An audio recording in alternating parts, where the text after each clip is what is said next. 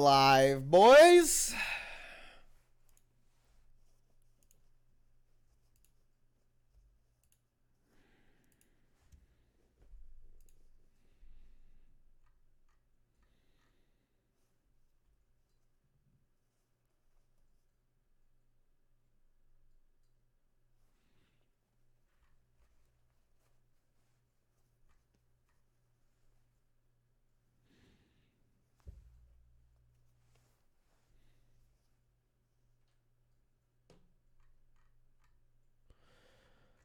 Oh, man.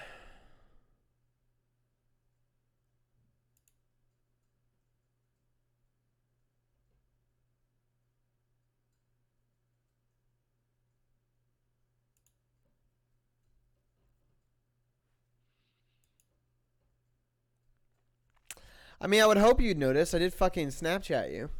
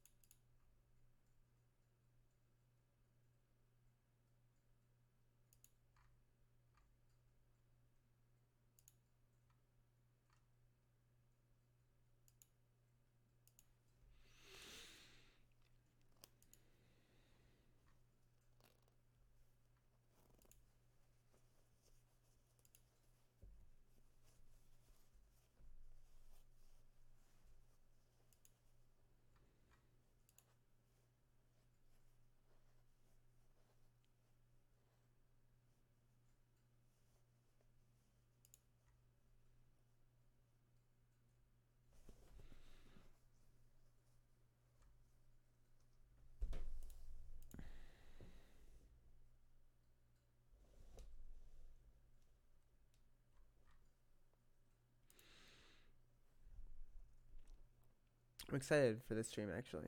I'm actually quite excited. I don't know what the gameplay is even going to be like for this one. So I'm very excited to see what it is.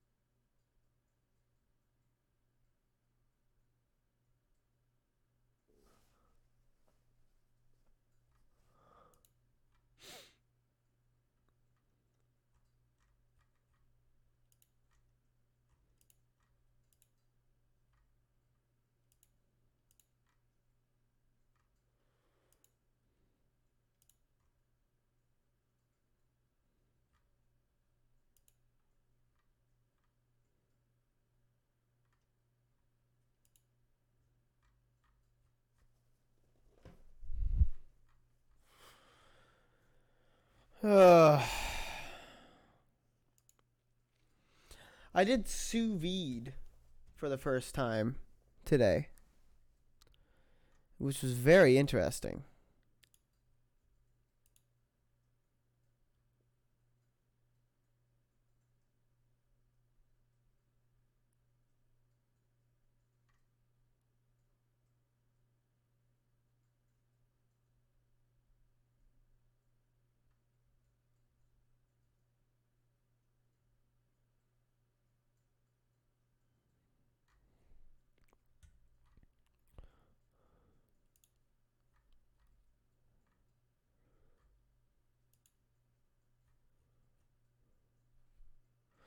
So sous vide is it's French for under vacuum, and basically what you do is you have to get a sous vide machine. So what it does is it heats the water and keeps it at a certain temperature. It regulates the water and makes sure that it stays at a specific temperature. So I cooked salmon. So I cooked it to 100. I got the water to 122 degrees Fahrenheit, and it regulated at exactly that temperature. Then you put a bunch of like spices and shit into a bag with whatever you're cooking in it. And you put that bag, you take all the air out of the bag and you put that bag into the water, and it cooks it takes a lot longer, but it will never go above that temperature. So it's really hard to overcook steak, and you can or steak or fish or whatever, and you can get it perfect every single time just without the searing.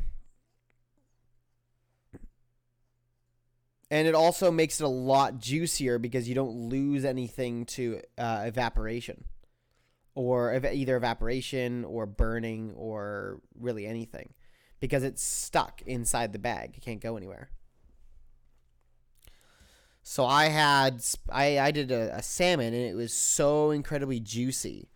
Like, it wasn't dry at all. It was like buttery almost.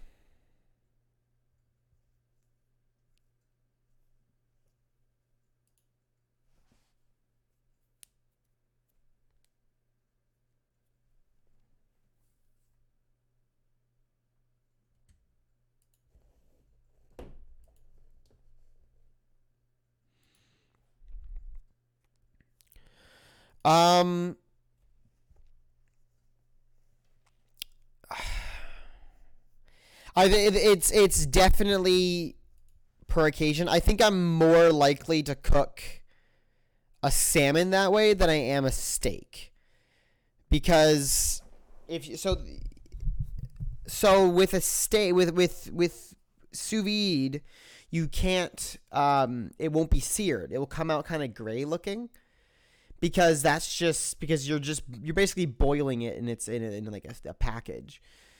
So in order to get that sear and make it look nice, you have to cook it a second time. You have to like sear real quick over top of heat.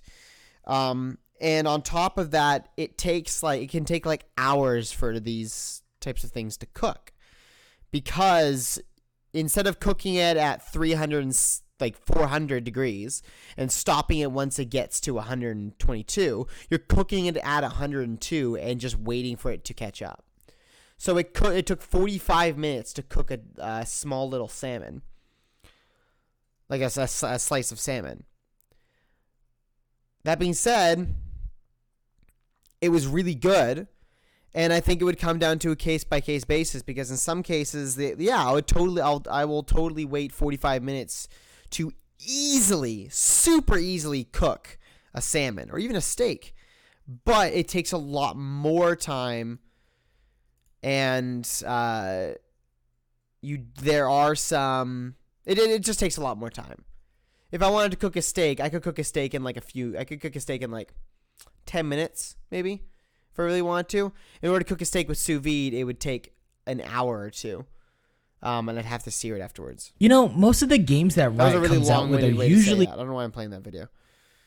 That was a really long-winded way of saying it. Yes, I would do it, but not always.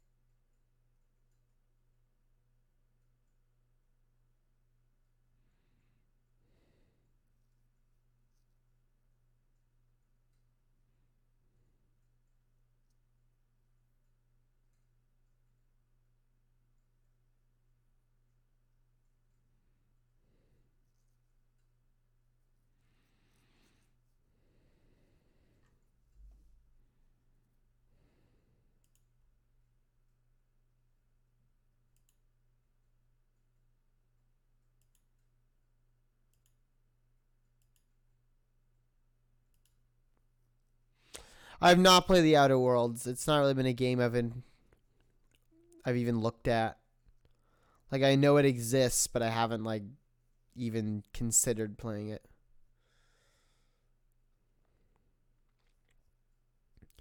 Guess I got too much.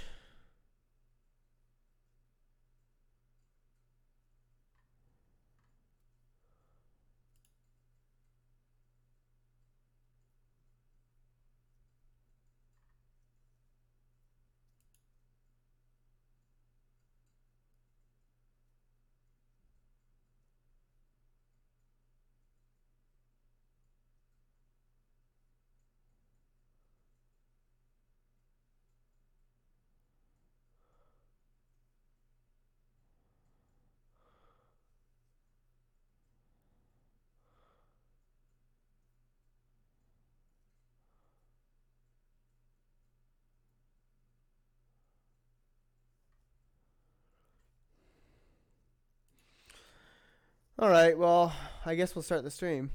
I don't know why no one's showing up. Besides you, obviously.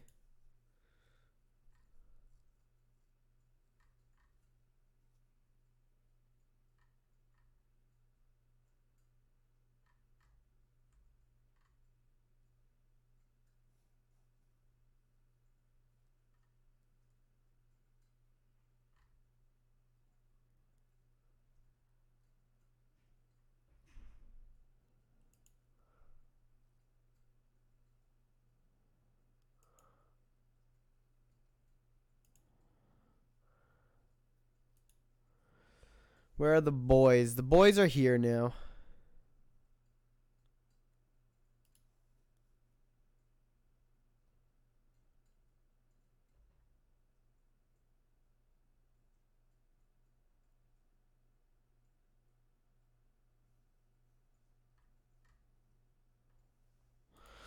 Alright.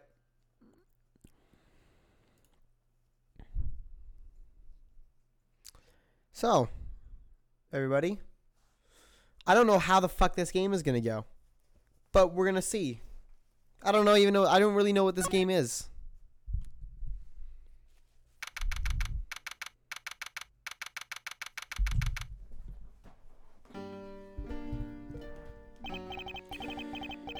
To make sure the defendant is found guilty, what other choice do I have? That's the job of a prosecutor, after all. I mean, that may be true, but why? Why go this far? Sorry. Maybe I wasn't clear enough, but a guilty verdict is all that matters to me. No matter what the cost.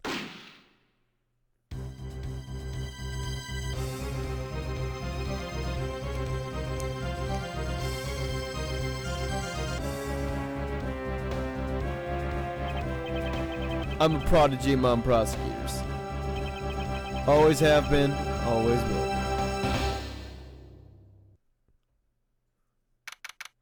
March 14th, 2:05 a.m. Prosecutors Building, 12th floor hallway. Oh shit, here we go. It's hard to believe that I've been away from my office for a whole month. I hope Detective Gumshoe has been keeping an eye on my office and keeping it clean. The door is unlocked. Detective Gumshoe. What's the smell? It's very familiar. Blood?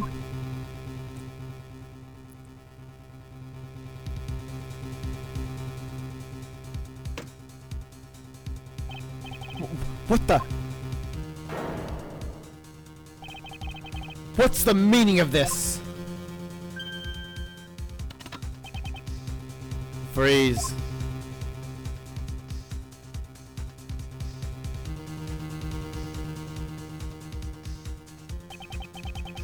Identify yourself. Shut up. You've got some nerve committing murder in a prosecutor's office. Is that a threat? Let me make one thing very clear. What? No one gets away with committing murder in my office. No one.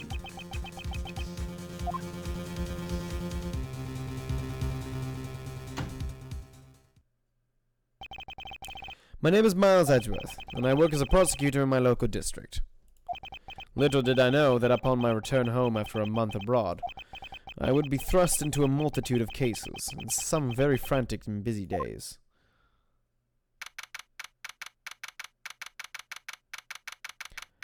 So can someone okay, first of all, why is his face randomly blurry but this guy's face is fine? Second of all, why is he not immediately being arrested?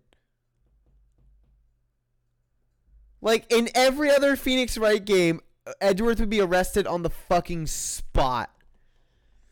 And no one would believe that someone fucking told him, like, threatened him with a gun, and the guy who threatened him with the gun would be the witness. Like, god damn it. I finished photographing the victim's body, sir. Very well. Please continue your investigation. Yes, sir.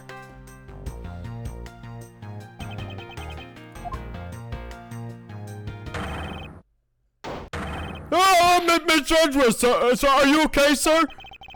Keep it down, detective. This is a crime scene.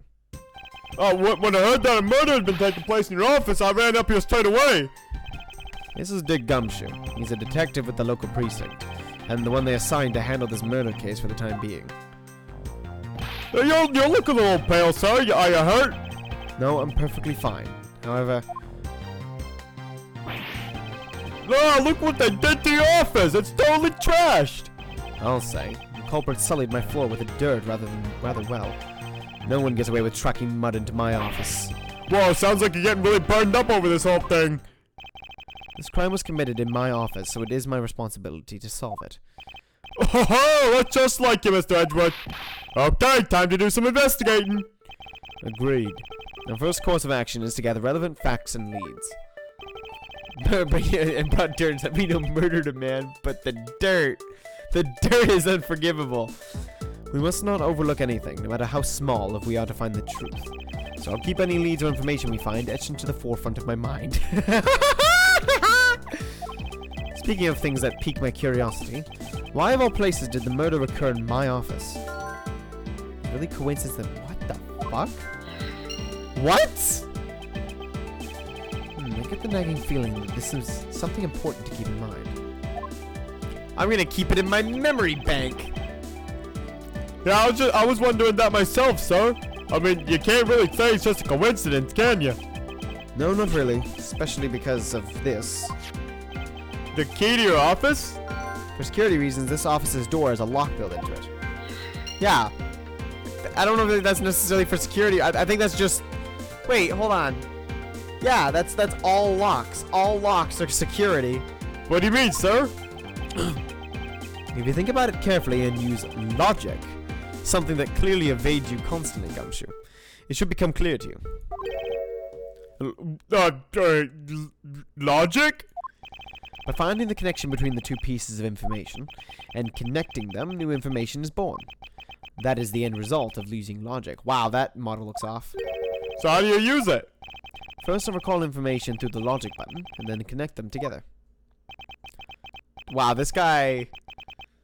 Jesus Christ. Now to touch the logic button and recall the facts. What the fuck is going on right now? Wait.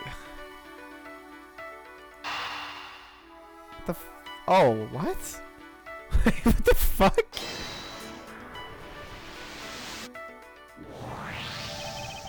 What? What the fuck? What just happened? Proof of my possession. However, I prefer to keep it in my pocket. I don't know what the fuck just happened, and it was amazing. The victim killed in this case. Why was he killed in my office? Dick Gumshoe, homicide detective at the local precinct, in charge of the initial investigation. I fucking love this. I love this shit. It's so fucking weird. For security reasons, all prosecutors' doors are outfitted with locks, which means it would have been hard for the murderer and the victim to get in here. Ergo, it's impossible to dismiss the location of this crime as a mere coincidence. Yeah, that's exactly what I was thinking, sir. There must be a reason why someone infiltrated my room. What was the killer after? Why did this happen in my office? What was the killer after? You're really on the ball today, Miss Edgeworth. That's some beautiful logic, sir. Yes, well, when you follow leads to their conclusion, only the truth remains. However, if the information doesn't line up properly, I may stray far from the truth as well, and suffer an aneurysm causing me to fucking instantly die. But if I think carefully before placing these together, my logic should flow. Well, let's get started with our investigation, shall we? Yeah, yes, sir. Begin investigation. The basis of any good investigation is to examine everything, sir. I know that, and when I want to examine something, I simply touch the examine button. Oh, if you ever feel lost and want to talk, just touch the partner button, okay? I'll give you a great, precise advice as an ace investigator, sir. Something to try later if I have free time, I suppose. Okay, so I can play using the mouse. Can I play using this? Yeah, I can.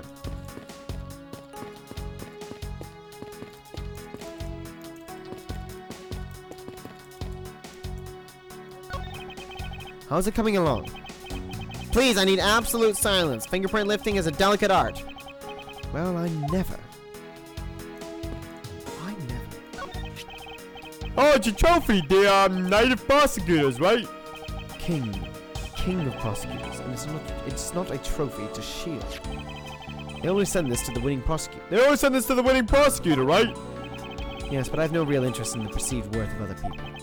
As for my own worth, that is something only I can determine for myself. That's so slick, sir. I'm gonna have to try saying something. I'm gonna have to try saying that sometime. Unfortunately for him, his monetary worth is tied directly to his worth to me. Oh shit, dude. Why are you gonna do that to that boy? They finished photographing the body, so it should be alright to examine this area. I won't rest until I've inspected every suspicious-looking nook and cranny. That includes his cock. What do we have here?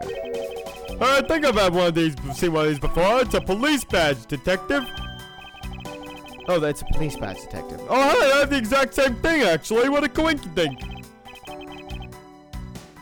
Let's take a look inside. Mr. Buddy Faith. It would appear that our victim was a detective, just like you. According to his badge and ID, Buddy Faith was a precinct detective.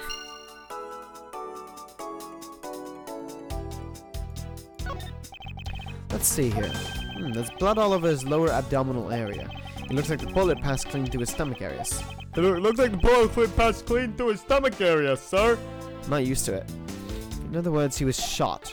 Yup, and until the autopsy's done, I don't think we'll know much more than that. Please have the body sent to the morgue once they're done processing the crime scene. Crime scene not. Jesus Christ. Are you okay with keeping track of the evidence we find, sir? Of course. This is the safest way I know to keep track of it all. Alright, if you say so. Keep all the evidence I find either in or with my organizer. When I want to re-examine a piece, I have but to touch the organizer button. But the organizer isn't only for evidence. I keep people's profiles on hand in it too. It's probably a good idea to keep... Holy shit. It's probably a good idea to make a habit of checking the facts off. Oh, Jesus Christ.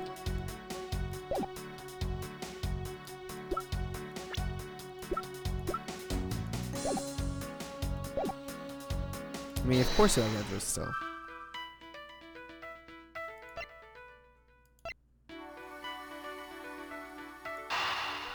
This seems like a logical conclusion.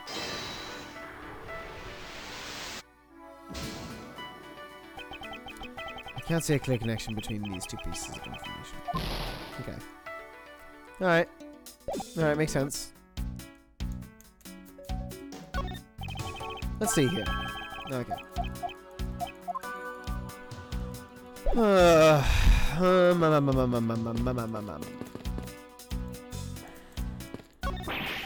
Oh, it's not even knocked over your chess set. I had it all set up ready for when you got back. I figured we could play a few games. I had no idea you were interested in chess. I'm actually pretty good at checkers, so I thought I'd give chess a try. In that case, I suppose I can set some time aside after we solve this case. Though I don't expect the games to tax my mental acuity so much. What have we here? Could this perhaps be the murderer? If so, it would mean that the killer made their escape after disposing of their gun here. I think I've seen one of these. I think I've seen one of these before. Care to enlighten me as to where? Oh, I know. I was issued the exact same model. I think. Detective, I don't really like guns all that much. I mean, they're really dangerous. But now that I think about it, you do see this model around the precinct a lot, sir. I don't use mine much except in emergencies, so that's why I didn't recognize it. So it's the same type of revolver as the ones used by this precinct's detectives.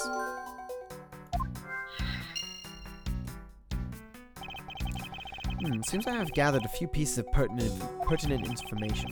Now to calmly use logic and figure out if any of them are connected to each other. Now to calmly this is so poorly written.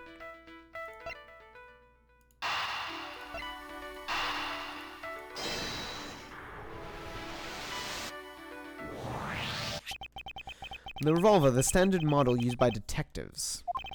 Could it have belonged to our recently departed? Detective Gumshoe, could you please thoroughly check the victim's body one more time? Yes, sir. On it now, sir. Excuse me, pal. Let's see. What have we got here? Miss Edgeworth, sir. This guy's wearing a gun holster. So it appears that our killer somehow managed to take the victim's gun from him. Victim's revolver. Let's see what else we can find out about this revolver. As I always say, you gotta look really carefully at each piece of evidence. You can use the scroll wheel to rotate an object. There's no such thing as a bad angle. Use the slide bar, the X and Y arrows to zoom in and out to get the nitty-gritty. Hit it with every gun, right down the barrel.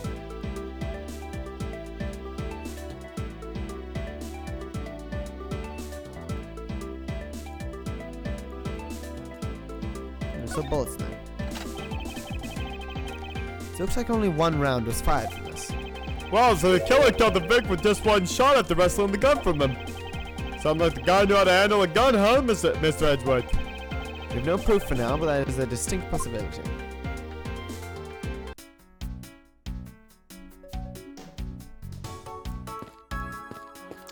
No, I think he got shot in the abdomen and then went for it and then touched it with his hand.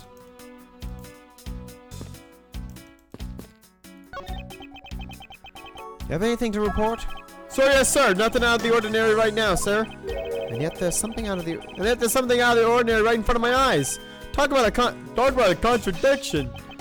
Something out of the ordinary, huh? I should look around a bit more.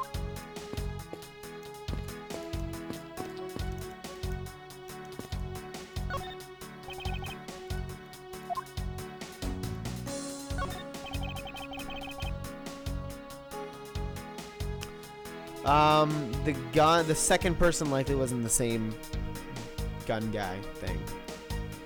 Your file's all over the floor there, sir. He probably fell during the struggle between the victim and his killer.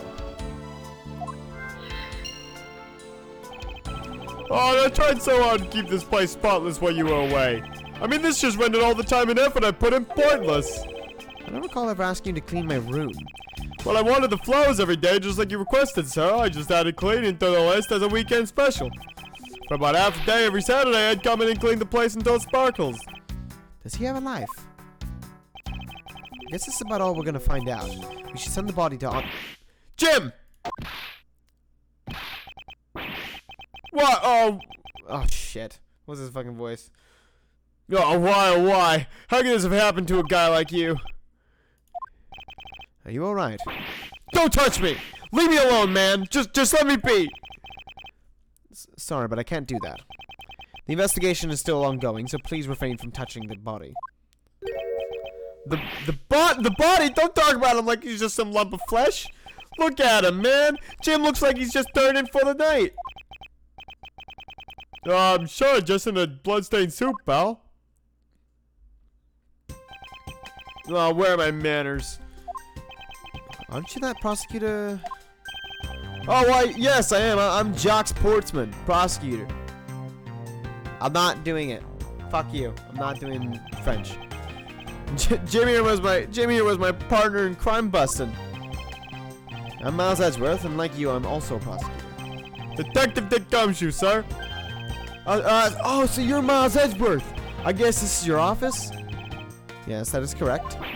It was you! You're the one who killed Jim! Hey, don't you go around jumping to conclusions, pal. Just calm down, okay? I know I fucking arrested Phoenix Wright no sooner than no more than like, I don't know, 15 times. But like, whatever. I will not. I know how things work around here. High prosecutor's office doors all have locks built into them. And only the owner of the office has the key to his or her own office door. That is correct. However, I was not the one who killed your partner. Yeah, Mr. Edgeworth has been overseas on a business trip this whole time, pal. And the key to the door was with me the entire time, okay? So the only one who could get in here was me. Wait, that means... Yeah, I'm not sure what that means. So it's you then! You're Jim's killer! No way, pal, you've got it all wrong! Everyone calm down! Oh, Jack Sportsman. Oh, Jesus. Mr. Portsman, correct? If you are a real prosecutor, you should know how to stay collected. The investigation has only just begun. Isn't it too early to be drawing conclusions? No. Alright, I get the point. You're right, my mistake. I tend to get a little too hot-headed sometimes. You sure are one cool customer, though, Mr. Edgeworth. I've heard all the rumors about you. You're the great genius prosecutor. You're something of a legend, you know? Anyway, let's call a truce and work together, okay? And now, how about a handshake to seal the deal? A pleasure to work with you. You guys were conducting your investigation, right? Sorry for barging in like that. Carry on then, it's your room after all. Thank you, I intended to. I just want a little more time to say goodbye to Jim. You there! Sir!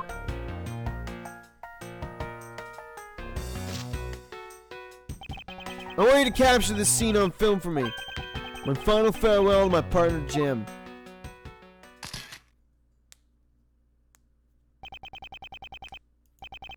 I should probably give them some space. I'm gonna use my logic.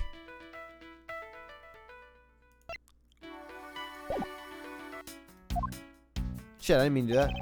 You called, sir? No, I don't give a shit. Okay.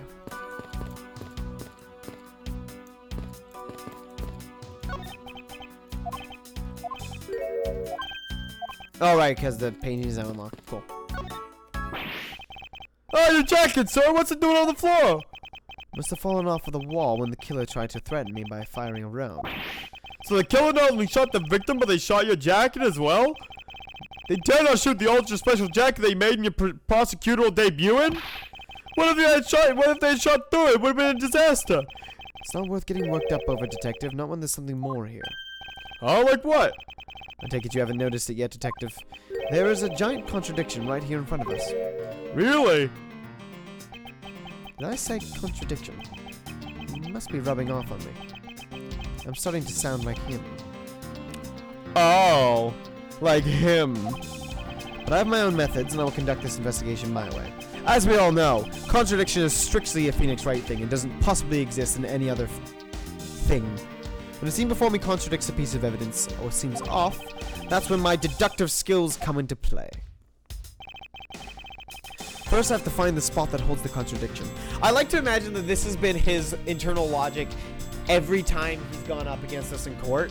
Like, aha! Phoenix Wright has no idea what he's talking about. I will use my logic to defeat him. My logic.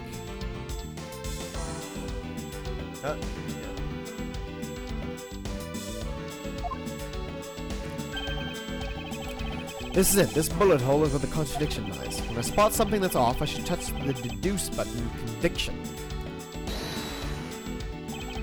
And when I have found sufficient proof to prove the contradiction, I present it. This is how I do things. Eureka! Eureka? Wow. Eureka! This bullet hole is the contradiction. What do you mean, sir? It's elementary, my dear Gumshoe. 2 shots were fired in this room. The first failed the victim, and the second failed this frame. Hey, that's right. However, this gun was only fired once. Hey, that's true too. Which means that one of these 2 bullets was fired from a different gun. Did the killer have another gun prepared for tonight?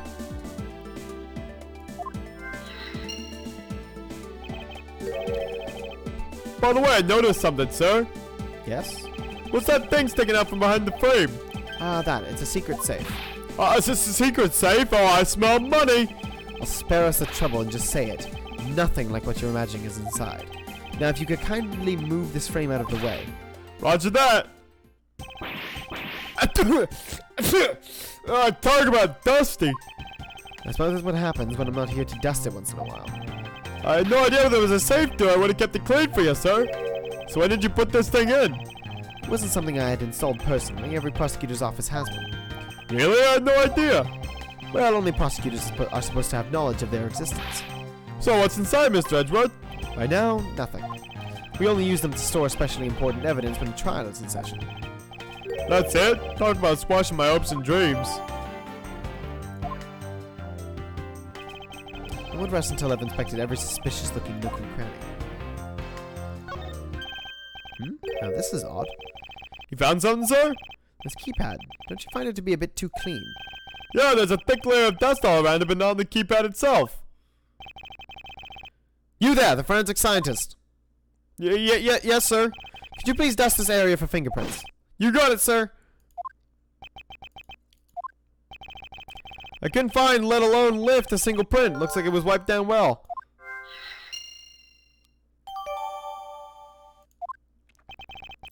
As I thought. It appears that logic is the only way around this setback. Time to rationally and calmly connect the dots with the information we have. The writing here pisses me off.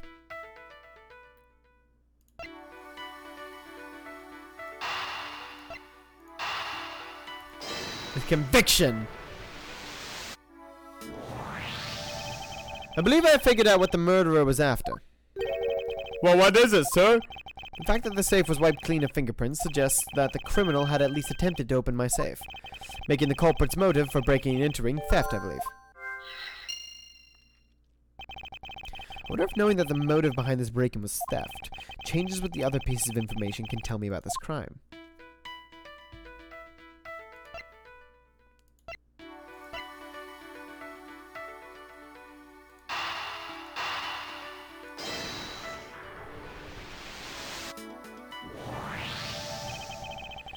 There is a possibility that the files splayed on the floor are not the result of a struggle between the victim and his killer. Oh, you mean like it could be from when the killer tried to find something, sir? Precisely. We need to figure out if any of the files have been stolen. Yes, sir. I'm gonna shelve files like you've never seen before, even in a library. Sure. Let's give that a try. Why do all the good ones always die young? Surely you must ponder that every once in a while, Mr. Edgeworth. No matter how much we lament, the dead will not come back to life. Especially if I just dare them to commit suicide. All we can do is search for the truth. And so what are we supposed to do? How do we go about finding the truth? First, we calmly restore the files to their rightful place. Hey, you got it, man. Here, let me help. So this file goes here, and that book goes there. You sure know a lot about where things go, despite being Mr. Edgeworth's office. Because I'm the one who keeps it tidy, pal. Okay, done. It appears that the murder was definitely committed here. Really? Wow. The bloodstains on the bookshelf are still fresh. I suspect that the victim was killed in a standing position, hence the prints on the shelf. And then the guy fell onto the floor. And then the guy fell onto the floor, right? The blood on the floor is kind of grossing me out. Detective, I don't have time to deal with your weak stomach right now. Yeah, well, you know I'm no good with blood, sir. I'm certain there's something wrong with this picture.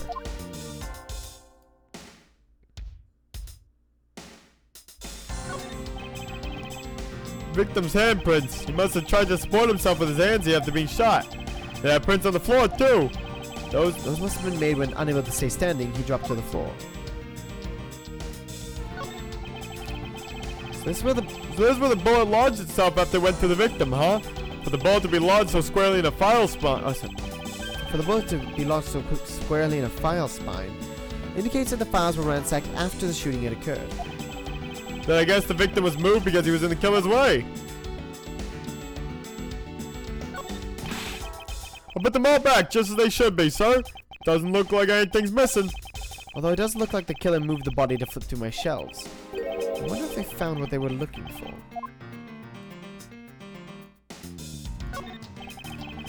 Killer moved the body because it was leaning against the bookshelf. The blood on this guy's pants proves that pretty well. In a sense, I suppose. See, I'm not completely useless, Mr. Edgeworth, even though I just didn't even say a word I just said. The victim was in a sitting position here after being shot. Oh, so that's why the seat of the victim's pants has blood on it. That would be the logical conclusion.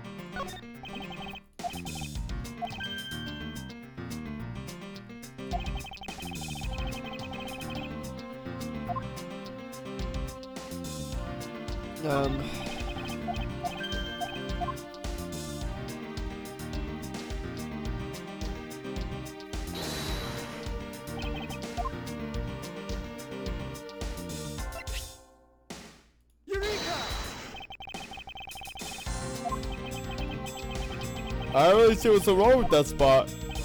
You don't understand. You see, therein lies the contradiction. Mr. Edgeworth, sorry. It'd be nice if you just admit when you're wrong. That wasn't a mistake.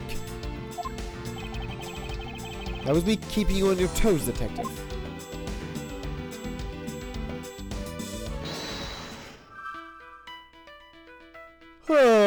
Fucking shit garbage.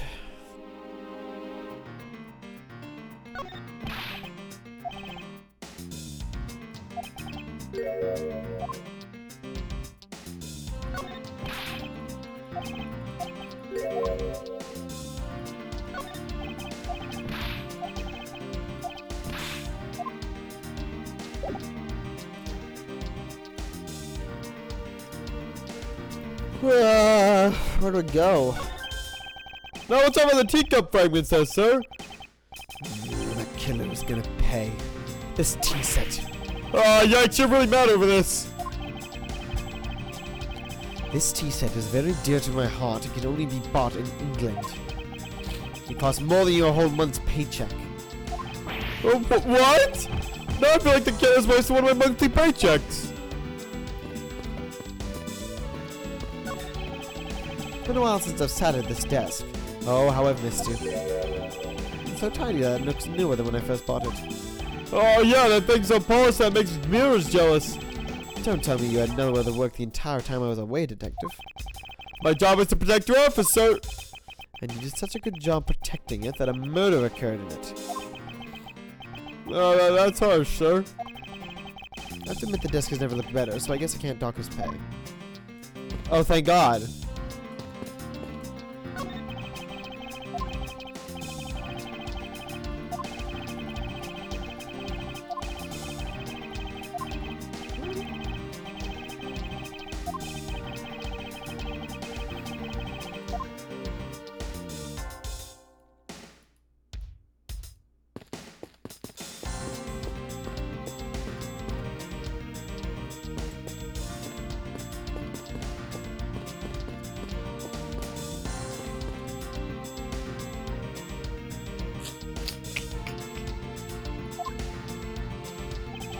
You called, sir?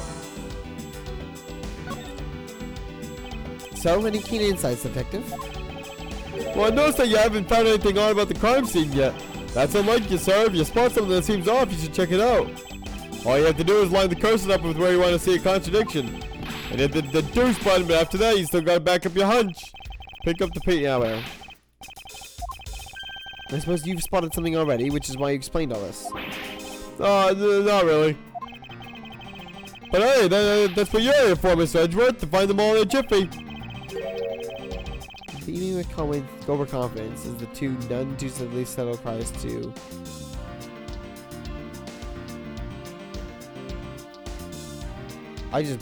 Wow, I confused myself there.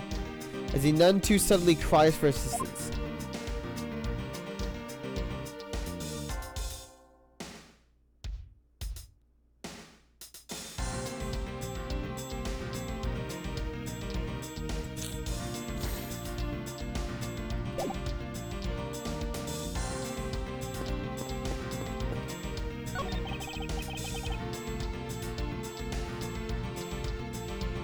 Mr. Portman, a word if I may. Ah, Jim, you laugh, you smile. I'll never be able to joke around with you again. But don't you worry, Jim. I'll joke around enough for the both of us. You'll see. He's not listening at all. Mr. Portsman is off in his own little world, it seems.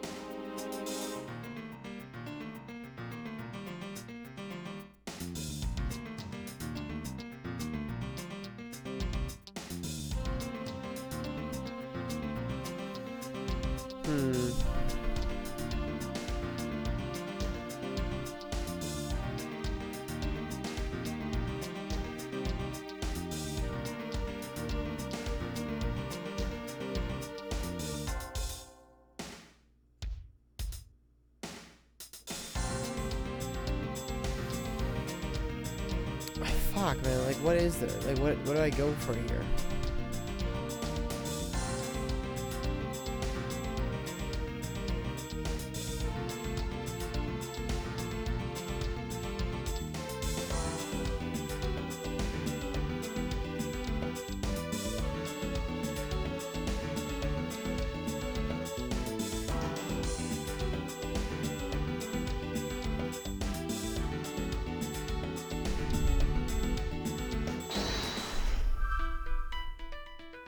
No, just that.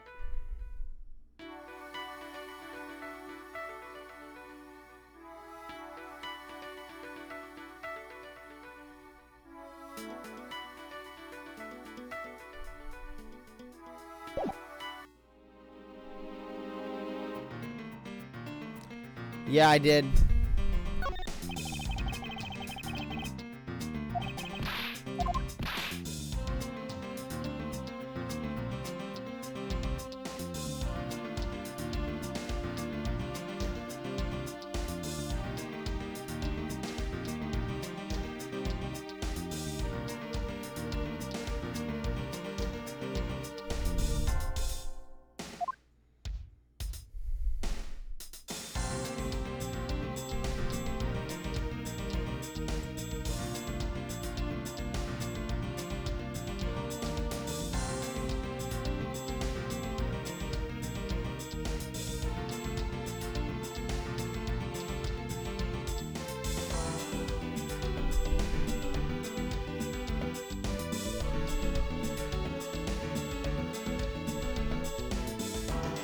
Man, I'm too tired for this, man. Put the cursor over the body. It's leaning against the bookshelf, blowing it. Yeah.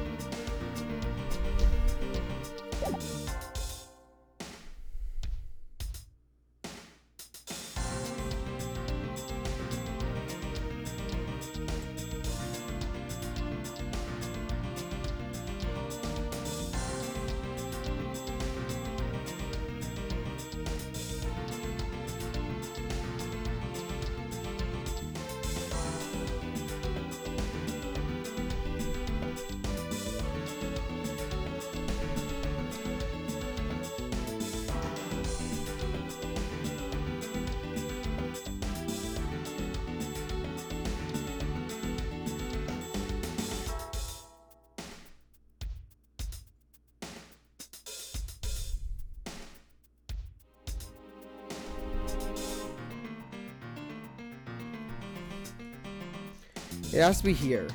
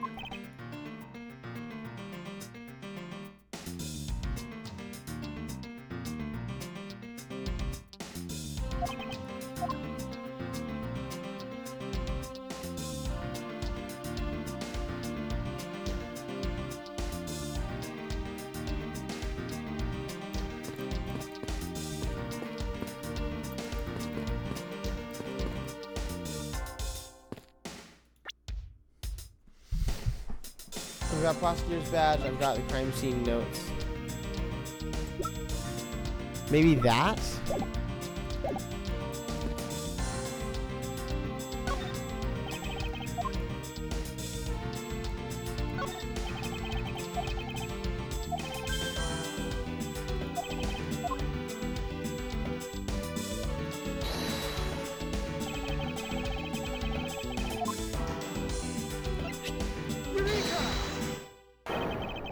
There is clearly a contradiction here with this bullet hole. Well, what do you mean, sir? You don't see. Quite simply, the bullet hole itself is too low. If the victim was shot in the stomach, the hole should be much higher up. What if the guy was shot while he was standing there lying down, sir?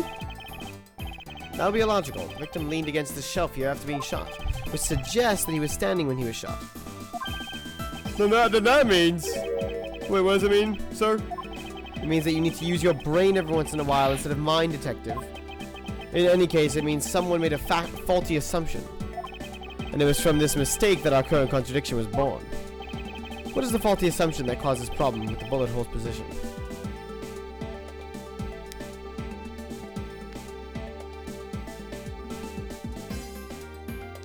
Position of the handprints.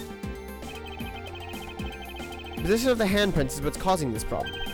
We wouldn't be in this dilemma if the handprints were closer to the ground.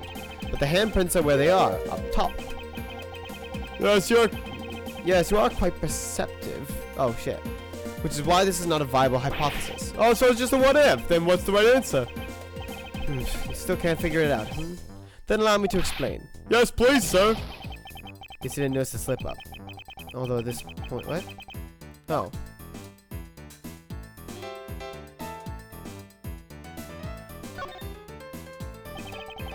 I believe the order of the files is a bit off. May I put them back in the wrong order just now? Hey, actually, I think the labels on the files are wrong, sir. Oh? Yeah, you see here, the files that were shot begin with the number 0?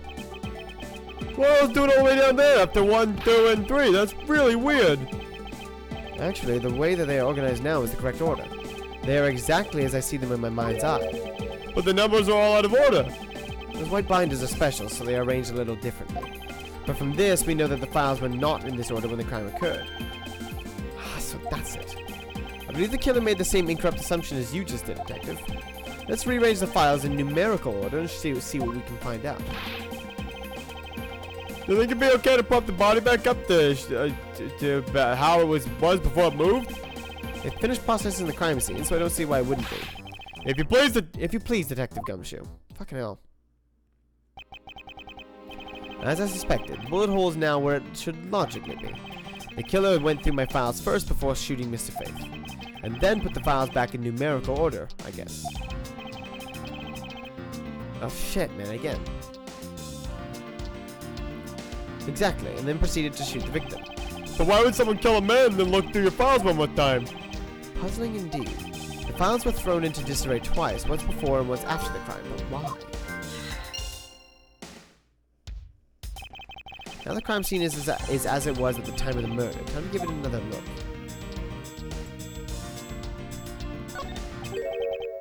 This. What is that? Why does it say gumshoe on there in blood? I'd say it's some incredibly incriminating evidence. Yes, indicative of criminal activity indeed. No, wait! There's gotta be a mistake! Mr. Edgeworth, sir, help me! Say something, sir! It appears that one of my files was stolen. Is that all, sirs? What about me and my situation? Is this what the killer was really after?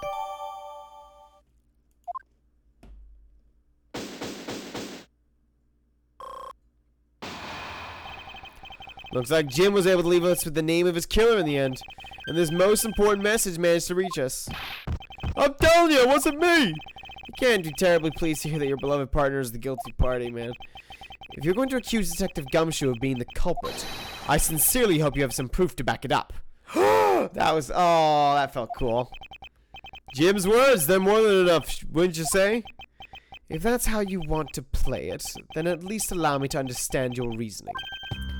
You got it. I don't like this one bit. There's something strange about this man's attitude. And there must be some sort of flaw to his logic waiting for me to dig out. Mr. Edgeworth, what are you gonna do? What I always do in court, I'm going to cross-examine him. You don't do that, though? One way or another, I'll expose the flaw in this logic with this technique. Oh, how do you do that? Can you explain to me, sir?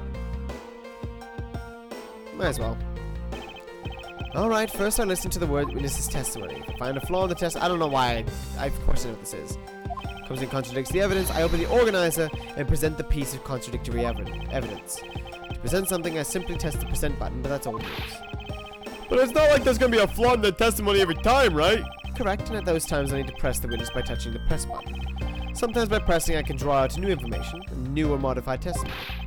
I think I get it, sir. I'll be sure to try this technique out during investigations too. Very well, I'll even show you how it's done. Now watch carefully. Mr. Portsman's logic. Detective Gumshoe, you stole Jim's gun from him and shot him dead. Further, you messed up the files to make it look like you'd committed theft instead. That's when you moved Jim's body that was sitting in front of the bookshelf. Thanks to that, you didn't notice the bloody letters his body was hiding. And it will be by his final words that you'll be brought to justice. You went on to argue that the victim's dying message points to his killer. I can hear Jim's voice, and he's calling for his killer's arrest. Are you sure you're not hearing fucking shit? Are you sure you're not mishearing his words, Mr. Portsman? There's no way Detective Gumshoe is the culprit here. I will find the flaw in this man's logic and expose it with credible evidence. Rebuttal.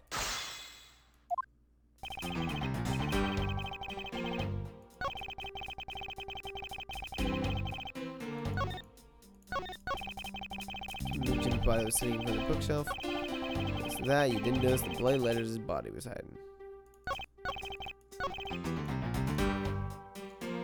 Hold it!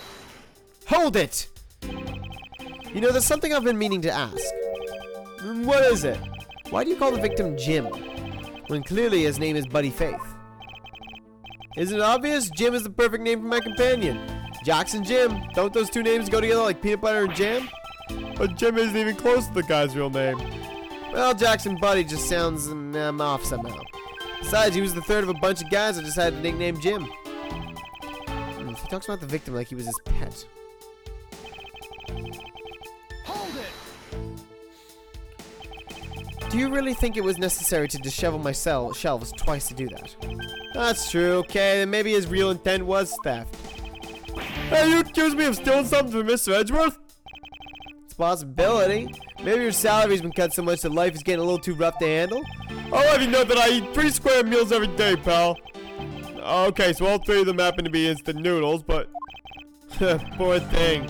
What an evil prosecutor you were paired up with. What a motive, no? Hold it! And why would Detective Gumshoe do such a thing? Because the body was getting in his way. He had to mess up your bookshelf somehow, right? Anyway. Hold it! Why do you think that the killer didn't notice the bloody letters? The body was covering it up quite well, would you say? That's how he missed it. But judging by what I've seen, it doesn't take much for a detective to miss something. Who do you think you are? You know nothing about me, pal. There's a lot a person can understand about another from first impressions alone. Can't say I disagree with him on that point. Well, why don't you say something, sir? Not you too, Mr. Edgeworth. Despite his lack of attention to detail, I don't believe the detective to be the culprit. Nothing could have overlooked the bloody letters. Nobody could have overlooked the bloody letters, and I can prove it with evidence. I couldn't ask for a better setup for the game-finishing spike.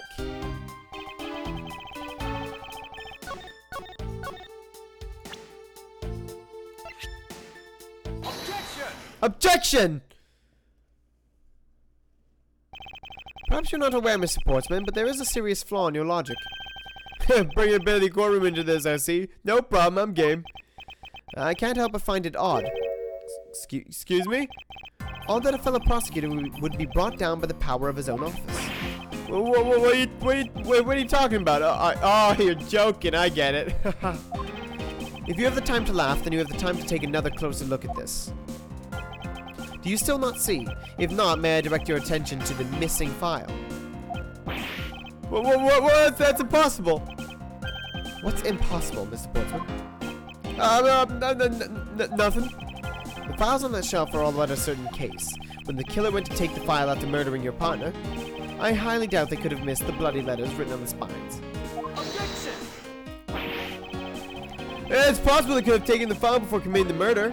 I think it's pretty obvious that the file was stolen after it was written on. The missing letters in the detective's name, what the file should be, is proof.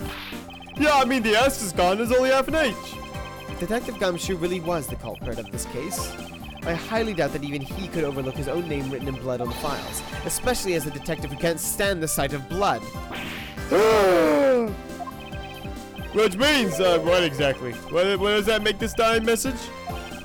Makes it the work of a criminal intent on tampering with the crime scene. That's so low. I can't believe the criminal tried to pin this whole thing on me, sir. I'm gonna get him, sir. You'll see. I'm gonna have them under arrest in no time. Well, Mr. Portsman. Brilliant. Absolutely splendid. Logic deserving of Olympic gold. I appreciate the praise, but it doesn't change the fact that your reasoning is flawed. So you win some, you lose some. That's how life goes. Glad everyone's so cheery, even though I feel more dead than alive. But you know, it really is a shame. I really didn't want to have to bring this up, however... What is it this time? Are you still after me, pal? Humor me for a second. Who has the key to this office? That would be me. But Mr. Edgeworth just proved that I'm innocent, pal. What the...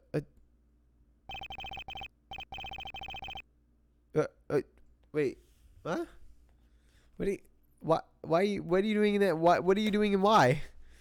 Why are you praising the sun while wearing a lab coat?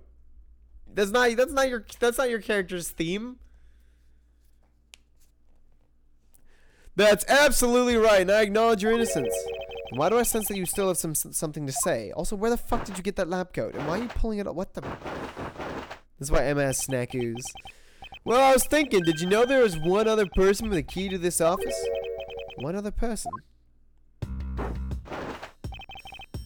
Hey, you there! Yes, sir, what is it, sir? Would you kindly fetch and escort that lovely young lady here for me? Lady?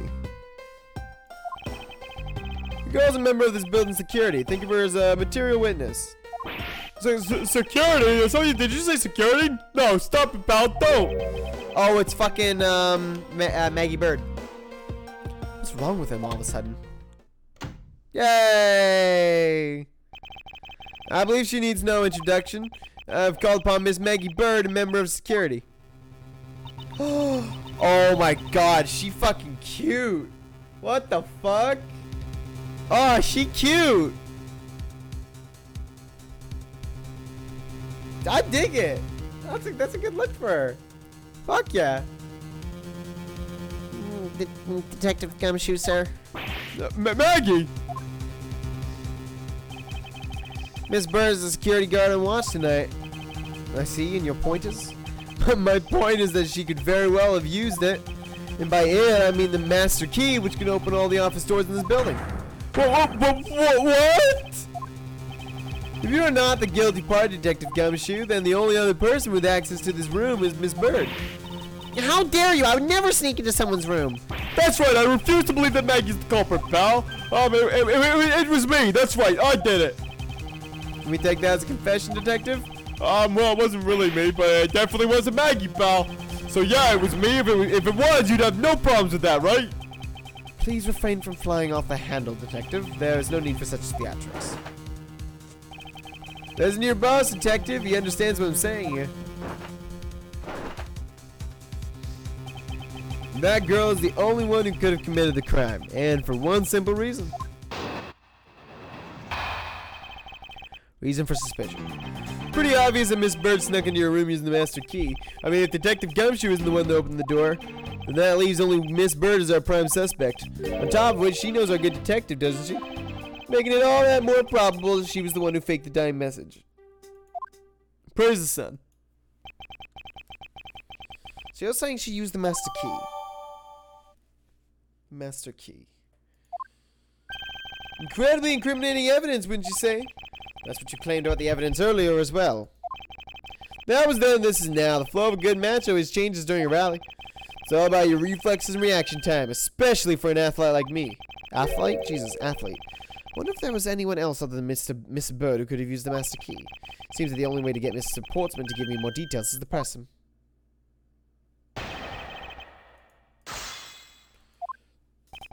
Pretty obvious that Miss Bird snuck into your room using the master key. I mean, if Detective Gumshoe isn't the one who opened the door, and that leaves only Miss Bird as our prime suspect. On top of which, she knows our good detective. Hold it! Hold it! Are you sure Miss Bird is the only member of security who could have used the master key? There's only one person on staff at this time. Jeez, whoa, holy shit. Yeah, there's only one person on staff at this time of night, and tonight she's it. Isn't that right, Miss Bird? That's, true, but I wasn't able to use the master key at the time of the crime, sir. Wasn't able to? What's that supposed to mean? Yeah, moving on. I hate to get sidetracked by something unrelated. What do you mean unrelated? I want to hear what she has to say, pal. Yeah, but you can't really trust her not to tell lies, plus I hate wasting time. Should I hear Miss Bird out? Not so fast. I, too, am interested in hearing what Mrs. Bird has to say. Do not just say it'd be a waste of time. We don't need to hear her lies. I'll be the judge of that. Miss Bird, if you please. I discovered that the master key was missing at around 1 a.m., sir. What do you mean by missing? As in, it wasn't anywhere in the security booth, sir. The killer must have stolen it. Mr. Portsman, I believe this to be an important piece of testimony, don't you? I can't believe that someone like you would be taken in by such words. I'm not lying, sir. Objection! If that's the case, then I'd like to know why you have the master key now. I don't quite know. It just reappeared all of a sudden, sir. I like this story. Where is your proof that the key was stolen to begin with? I bet you just forgot where you put it and then found it again. I never lose things. I can practically guarantee that. With me, if something disappears, it's usually because someone stole it. Yeah, pal, trust me. You don't want to test out just how bad our luck is. Unfortunately, I can't deem this piece of testimony as conclusive. Glad you agree, Mr. Edgeworth. But, you still haven't established Maggie's motive for breaking into Mr. Edgeworth's office. The motive? Didn't we already establish that it was theft?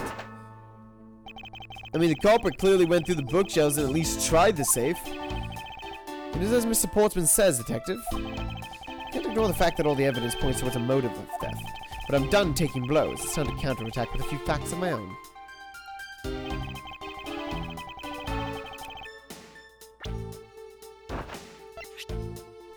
Objection!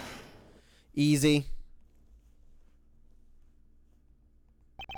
Do you wish to continue insisting that Miss Bird was set on stealing something? Why not? It's the truth, after all. It was also by your logic that we came to the whole thievery conclusion anyways. That may be, but you must also be aware of the fact that the safe is a secret safe, the existence of which is only privy to prosecutors. I find it a little hard to believe that a hidden safe was a part of her cunning plan. But she could have found it by accident while she was turning everything else upside down. I highly doubt that. I'd say the culprit knew exactly what they were looking for. After all, only the bookshelf and the safe were targeted. Yeah, I mean, I didn't know about that safe, pal. And that means that there's no way Maggie could have known about it either. Then are you proposing that the killer is a prosecutor? Interesting conclusion. That's definitely looking more and more probable. What's wrong, prosecutor? Do you have a different suspect in mind now? Curses! What made you? What's with the angry face all of a sudden? It's all my fault.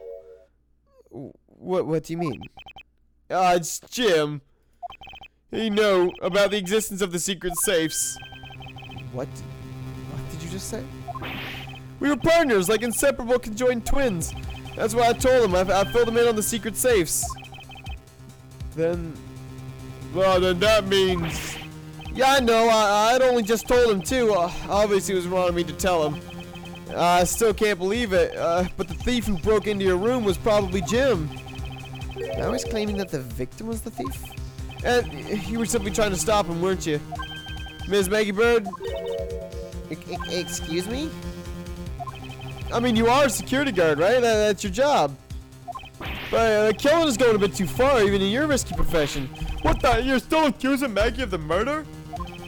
Yeah, I mean, yes and no. I mean, she had stumbled upon Jim, who had probably drawn his gun. I get it. It was self-defense, wasn't it? No, I couldn't. I could never do something like that. Not even as a security guard, sir. Plus, even if he was the thief, he wouldn't have a key to this office. It was precisely why I had to steal it, wouldn't you say? It was Jim who stole the master key. Pretty impossible for a supposedly stolen key to be here with us unless you retrieved it from Jim after you killed him. Mr. Portsman, are you honestly accusing your own partner of being a thief? I don't want to admit it, but it's the only way for everything else to make sense. Has he no honor? Yeah, I think we're done here. The investigation waits for no man. Would you people be so kind as to see yourselves out? You can't kick us out. This is Mr. Edgeworth's office. Yeah, but I'm the one who's been assigned to this case. You are all suspects to varying degrees and therefore ineligible to run this show. Listen, pal, how many times do I have to say this? Maggie Bird can't be the culprit. Detective Gumshoe, calm yourself. But, sir... You have no choice but to accommodate his request. For now. Thank you, Mr. Edgeworth. At least one of you understands. Now then, if you could remove yourselves from my crime scene, I'd be most grateful. Mark my words, Mr. Portsman. We will meet again. If there's a formal request from the legendary prosecutor himself, then I suppose so. Yeah, don't disappoint me, you hear? To be continued.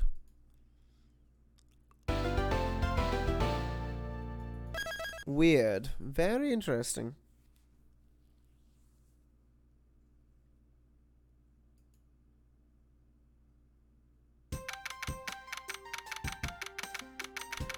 March 14th, 4:18 a.m. Prosecutor's Building, 12th floor hallway. What's with that prosecutor? I can't believe how rude he was. It was unbelievable. Please maintain your professionalism, detective. I'm gonna find some real solid evidence proving Maggie's innocence. You'll see, sir. We've been kicked out of the crime scene, sir. True. So then what now? Looks like my life's fallen to get another gigantic ditch. Do not despair, Miss Bird. We can overcome this as well. There are many other places and things we should be looking into anyways. Really, sir? For example, this hallway. The linchpin of this argument against Miss Bird is related to the master key. In that case, this hallway is the perfect place to look for more information regarding the mystery surrounding my door.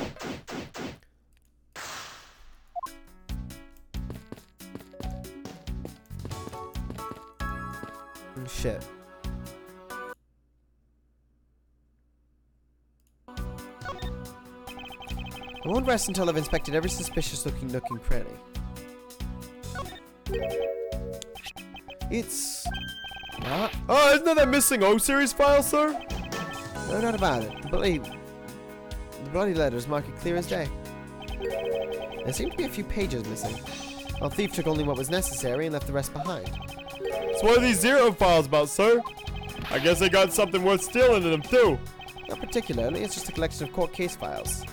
However, the cases within these files are not mine. Huh? They belong to the High Prosecutor that used to accompany my current office. I have my reasons, but let's just say I was charged with keeping them as they were. Well, that means the thief must have also wanted to file for file for a specific reason, right? It would seem so. Only the pages related to that case from 10 years ago were missing. Wonder why anyone would care about such an old case. Are we talking about DL6? What case is this?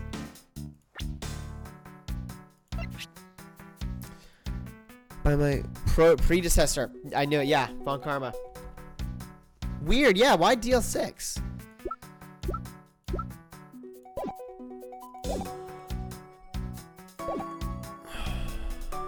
Why DL6? What's a basketball doing here? That's Mr. Portsman's prized possession, sir. I heard he also plays soccer, dodgeball, and even tennis. Not a single one of those sports is suitable to be played in a hallway. Hey, it's your boy. Back at it again. What is the basketball hoop doing here? Hey, didn't this used to be just outside the building, just outside next to the building a long time ago? So when and why was it moved indoors? I don't remember exactly, but I saw one of the officers drag it up here recently. Drag it? Not that I wouldn't fit in the elevator, so the poor guy had to bring it himself. All the way up to the 12th floor. This office. 1203. Hey, Maggie, whose room is this again?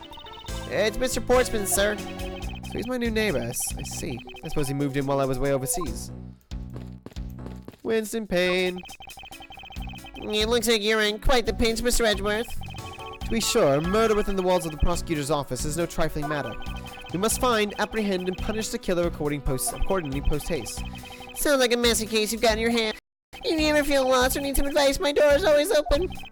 How gracious. I will keep your offer in mind. Who is this guy again? Is everything alright?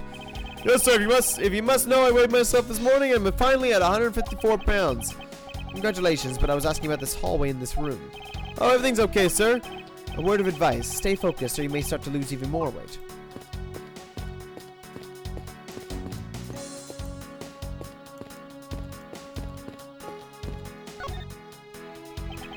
I was wondering if I may speak with you for a bit concerning this case. I've always been a big fan of the courtroom, but this is like a dream. A dream where I'm being cross-examined by the Miles Edgeworth. I can't let this chance pass me by. I must remember to ask you about the master key.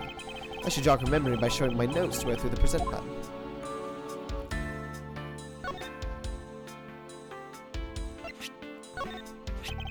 So when did you discover that the master key was taken? By the time I realized it, I think it was around 1 a.m., sir. And I noticed it was back around 2:30 a.m. It was just sitting there on the ledge where the security room's reception window is. But I'm sure that between those two times it was not just gone but stolen, sir. Why is such an important key stored in such an insecure place? Yeah, it's not like that, sir. We always keep the key further inside the room away from the window. Always, you say? Except for this time, correct? Well, I admit that it was a bit careless, but I had my reasons. I left it out because I was sort of using it at the time. It was after I had used it that I left it sitting out on the ledge. She used the master key.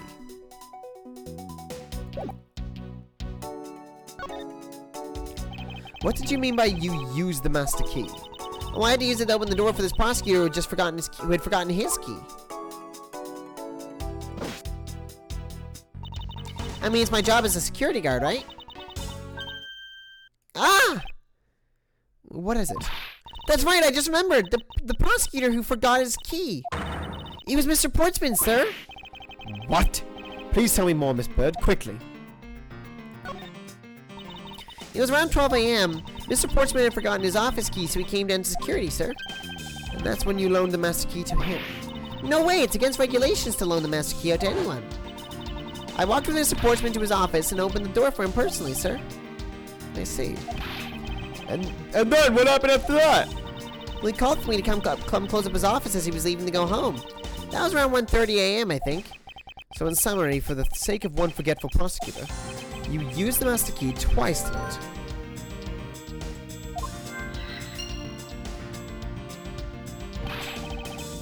Talk about suspicious. I doubt you can say that you've never left your keys at home, Detective. This calls for a thorough examination of Mr. Portsman's door.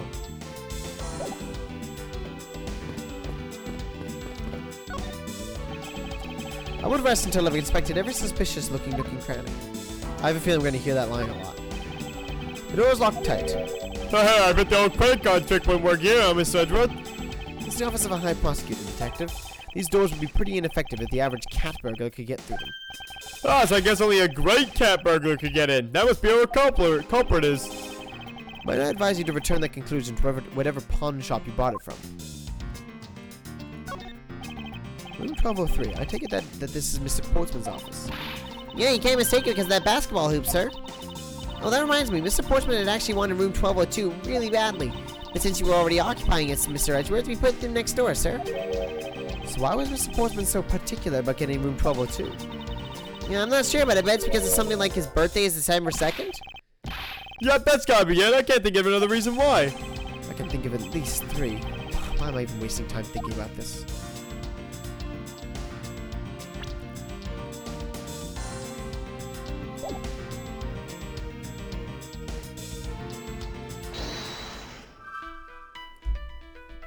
If I use my logic, I can deduce that this is a door.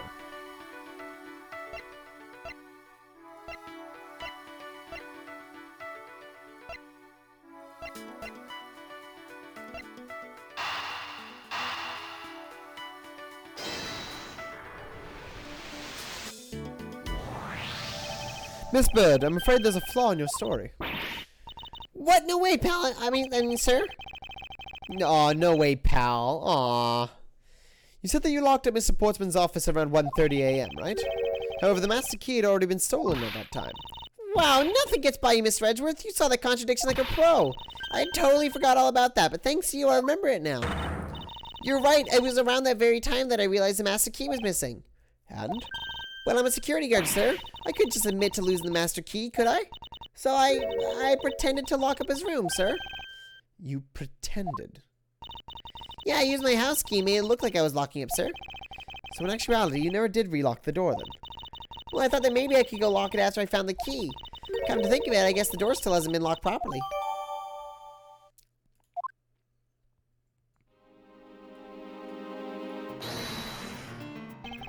Is this spot somehow connected to any of the evidence I hold? Eureka! There's a contradiction here between reality and the evidence. If what Miss Bird has said is true, then why is this door locked tight? You know, you're right. Miss Bird, are you sure you didn't relock this door? I'm certain of it, sir. And I don't think Mr. Portsman noticed it himself that I hadn't. Which means what, sir? It either means that he actually does have the key to his office, or that the door Miss Bird opened wasn't this one at all, but a completely different one. She opened a different door, but how can you prove that? There's an easy way to find out. All we need to do is... we need to examine these... prints on the number plate. The prints on the number plate. They will tell us all that we need to know. Everything, really? Like what, sir? Like, well, for example, such as... well, we know for sure that Detective Gumshoe's dinner will only consist of instant noodles. Whoa, that was amazing, sir. How'd you know? That's supposed to be a joke to cheer me up, Mr. Edgeworth. Yes, that's it. Now, then, we should get back to doing what we need to do, and that is... we need to examine these. I mean, fuck you. I hate being ahead of this game. The prints on the doorknob will tell us everything. Hey, you pal. Okay, do us a favor and see what you can lift from this, okay?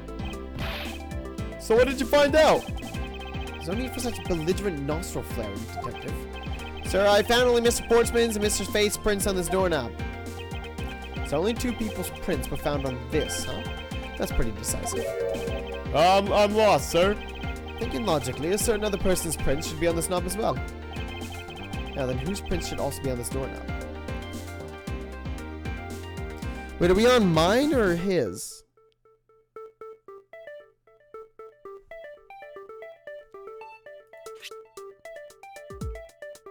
Take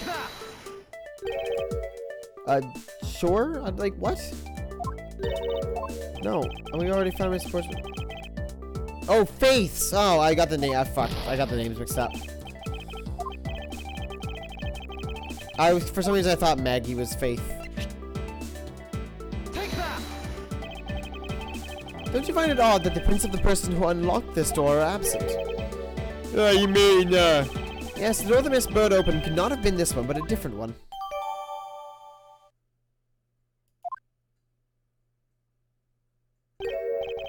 What have we here? I won't rest until I've inspected every suspicious-looking nook and cranny. What is this? Looks like a scrap of paper. I'll get it, sir. Let's see. Oh, there's something written on it. I bought the 3... looks like a note from the victim. I brought the 3 pieces of evidence by, just like we talked about on the phone, but it looks like you're out. Guess I'll catch up to you later. Buddy. Yeah, it's from Mr. Portsman.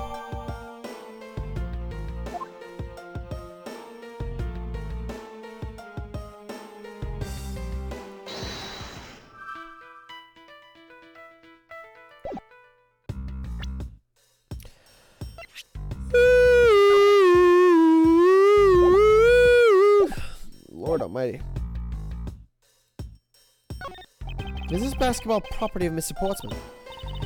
Yes, sir. He's always ready for a match. Basketball, soccer, dodgeball, tennis. Doesn't matter what sport it is, he's game. Although I think it'd be a little hard to play tennis with this ball.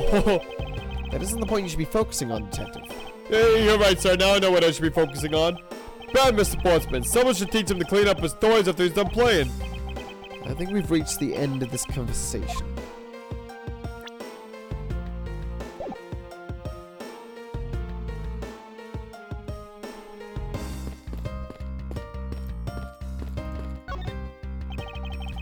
The rest of I've inspected every suspicious-looking nook and cranny.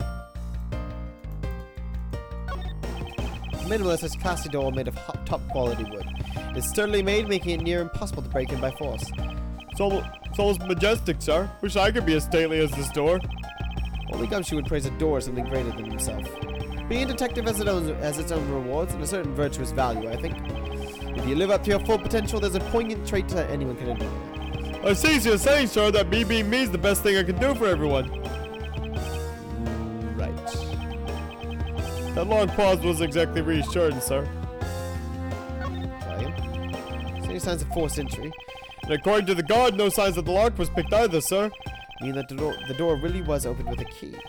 Did something happen to... Did you happen to ask if any prints were lifted from the doorknob? Apparently the doorknob's clean as a whistle. Wiped, they think. Whoever this thief is, they did a good job of not leaving any clues behind. 1202. These 4 numbers on our number plate alone proclaim this to be my office. Whoops! Hi, these number plates slide right out, sir. They have to be able to take the plate off when a room becomes vacant, you know? Although the idea that it can be so easily removed is kind of...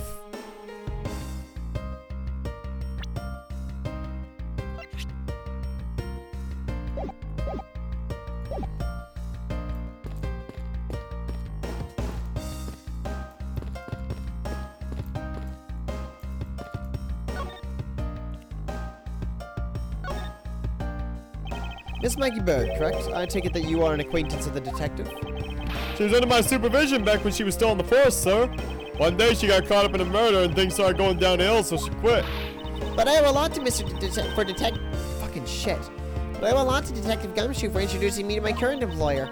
Or so I thought until a few hours ago. Right before I was about to clock out for the night. You got caught up in this whirlwind of a case, correct? Don't worry, my whole life has been nothing but a whirlwind of bad luck and failures. Since I was 6 months old when I fell from the 9th floor of my apartment building. Wait a fucking second. I've been hit by all sorts of vehicles, gotten sick from all sorts of foods, failed at almost every test of taking, experienced almost every kind of disaster, and now I even managed to be named a criminal just when I've become a security guard. That's a lot to go through in one lifetime. I know, and just when I thought I'd finally found my happiness, I wind up getting you and Detective Gumshoe involved in my bad luck. You don't need to worry about me, Mr. Bird, nor do you need to worry about yourself. I will solve this case and prove your innocence. All I ask in return is for your cooperation. Yes, sir, Mr. Edgeworth, you can count on me. I'll do all I can to help. Let's just present. No.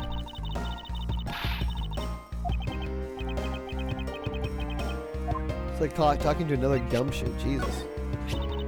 I've had opened Mr. Portsman's office up for him a number of times before. I've also had the chance to see the inside of his office as a number of occasions, too. He's got shelves upon shelves of sports memorabilia, trophies, and awards in it. To the point where it's almost beyond gaudy, sir. But maybe I just feel that way because I'm jealous since I don't have even a single one. Don't say that, Maggie. I'll make a special Guard of the Month award just for you. thanks for trying, but I've already got a mountain of consolation prizes, sir. They're proof of just how unbelievably unlucky my life has been. Plus, getting an award from you isn't the same as getting a real award, sir. Ouch, Jesus.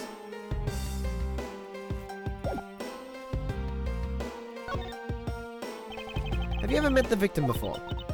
Well, I've seen him a couple of times before when I had to go to Mr. Portsman's office. Mr. Faith was always playing basketball with Mr. Portsman, sir. That sounds like fun. Just once I'd love to play a game with them. Sounds fun, but the only person ever taking a shot was Mr. Portsman. All Mr. Faith ever did was passing the ball, sir. On second thought, I don't think I'd ever fit in all that well with them. What am I looking for right now? Let's use some good old logic. Nope. Fuck all.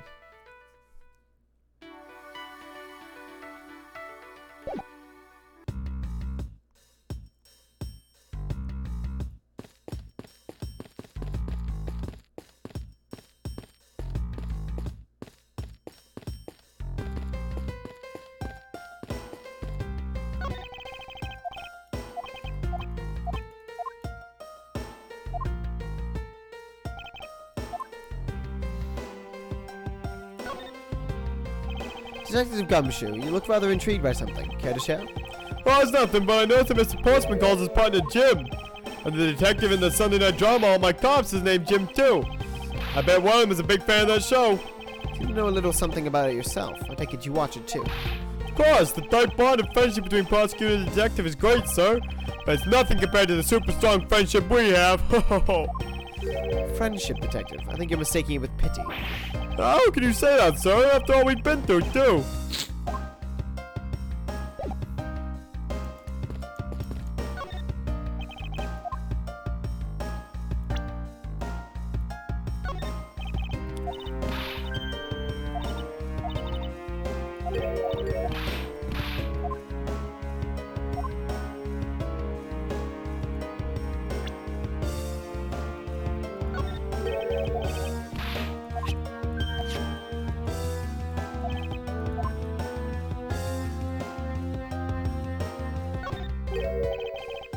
What's this?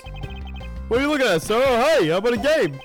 It's okay, detective. I just found the position of this hoop to be a little off. Hey, you're right, sir. I guess it shifted when someone made a seriously sweet slam dunk. The positioning of the hoop is definitely unnatural. I better take note of this.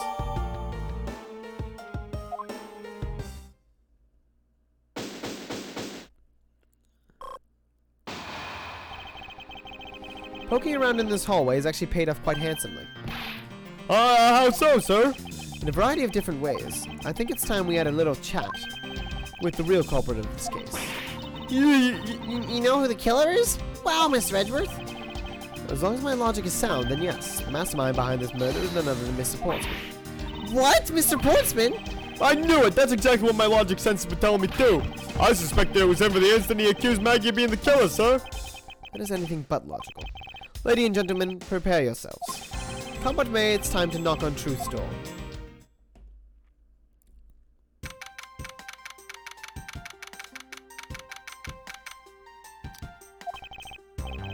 The sportsman have finished processing the bloody letters, sir. Alright, let me take a gander at it. Pass it here. Okay, looking good. You there. Take good care of this. Whoa! Well, if it isn't Detective Gumshoe. End of the line for you, Portsman. We've got you now. Go off your dog, Mr. Edgeworth. Is this some kind of joke? It's no joke. We know, Mr. Jock Sportsman, that you are the guilty party in this case. You must be pretty upset getting chased out of your own room. I'd be mad too. So I guess you can stay if you promise to stay out of our way. You intend to hide your crime under the prosecutor doing his job. I can see right through the unsightly paper-thin mask you wear upon your cowl. Who'd ever thought it would come to this? Actually, come to think of it, your mentor was Manfred von Karma, right? The legendary prosecutor who never lost a single case for 40 long years. Until he did. But, you know, I mean, we're just going to forget about that? I mean, I feel like it was a pretty big deal, the fact that he lost the case. It was kind of like a huge moment for like Phoenix and like what made him start to become famous because he was 40 years undefeated and then he was by some rookie today. Oh, whatever. There was always this incessant chatter about forged evidence with that guy. Really teaches me that I've got to stay on the lookout for false accusations, you know? Are you done trying to play mind games with me? Because if they won't work, the only thing you should be using the mouth of yours is now. The mouth of yours full now is blowing me. I mean, explaining yourself. Enough of that. Although that, too, will only dig your hole deeper. Either way, your game is up. Well, aren't we full of ourselves? Even though you have yet to prove anything. Mr. Portsman rebuttal. I have no idea what sort of harebrained idea you have in mind, but there's a mountain of evidence that points away from me being the culprit. Besides, how may I ask do you propose I unlocked your door and got in here? Look, I feel bad doing this to you, but I've got work to do, so we're done here. Sorry, but we are not finished yet. Boy, you're stubborn. I suppose you're basing your accusations on something? I'll show you what I'm basing my accusations on, with evidence.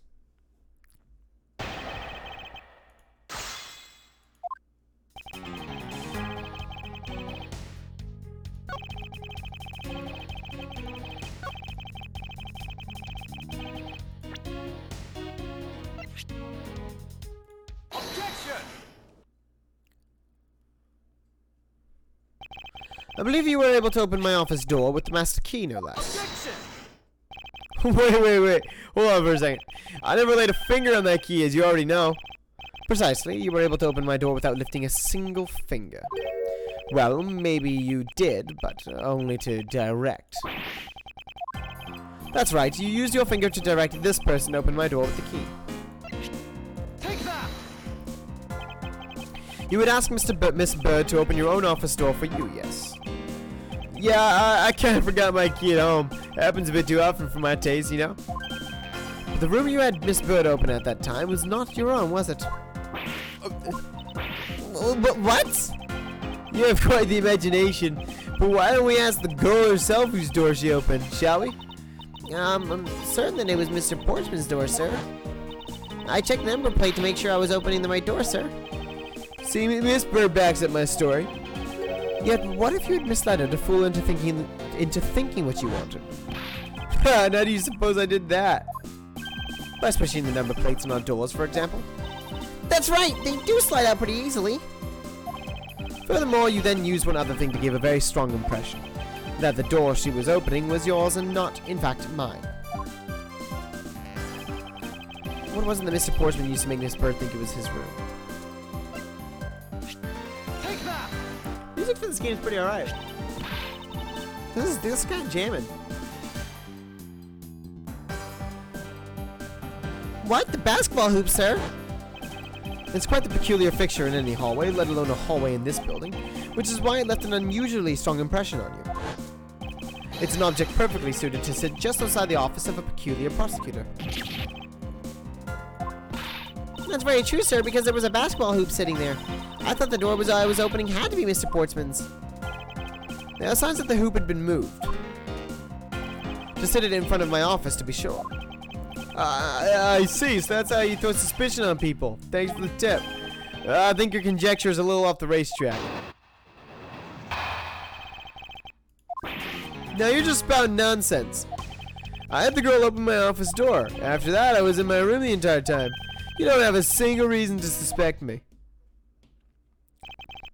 So he intends to claim his innocence to the end, does he? I'm as pure and innocent as my jacket. Miss Bird is as dirty and guilty as the jacket she wears. My jacket's not dirty, I'll have you know I just washed it yesterday. Please calm down, for I intend to show who is the one truly covered in slime here. I feel like you could call this game one smart person and a bunch of fuckwits. It's kind of hysterical how it's Edgeworth being smart and everyone's a bunch of fucking children.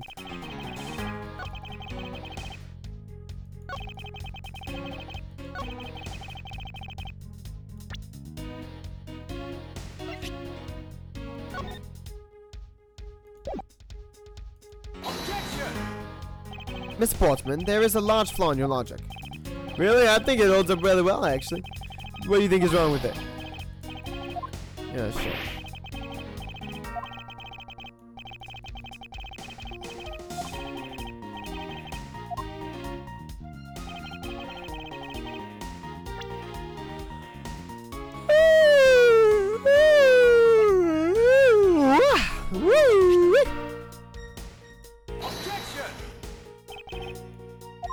Fuck.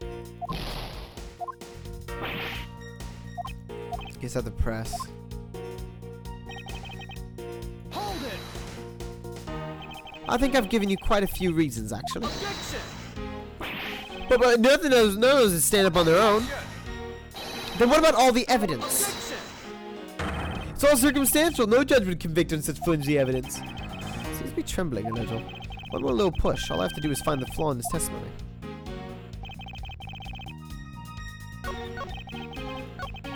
Hold it. Using the master key, of course.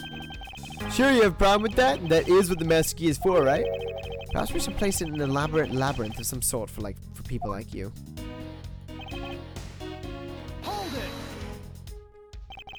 And what were you doing in your office? I was doing my usual training regimen. Training regiment. Were you going through your law books just from start to finish?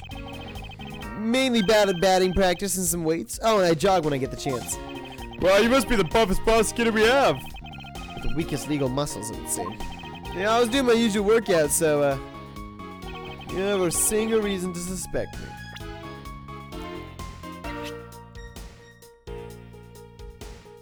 Objection. This one, maybe? Come on.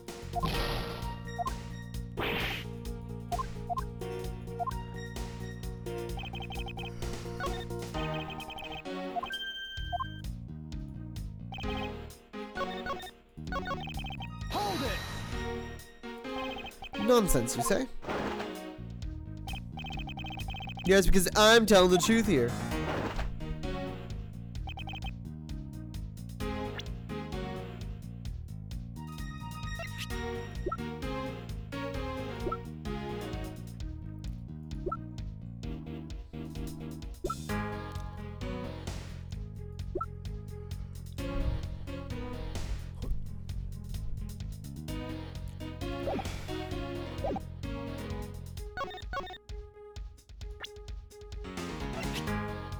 Objection.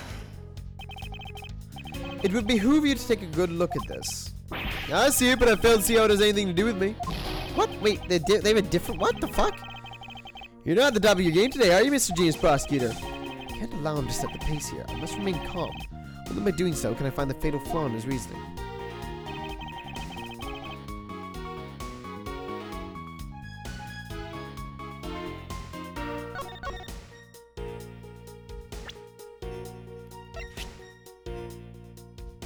Objection.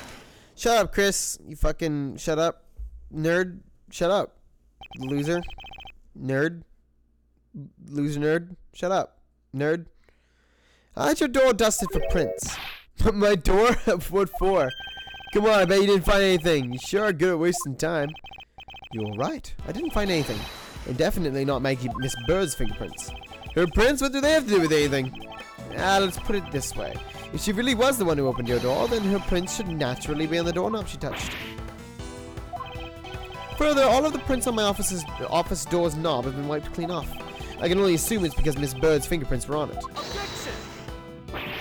Well, it doesn't change the fact that I was in my room the whole time. Is that really a fact, or is it fiction? Hey, would I lie to you? I have here proof that you were not in your room the entire time as you claim.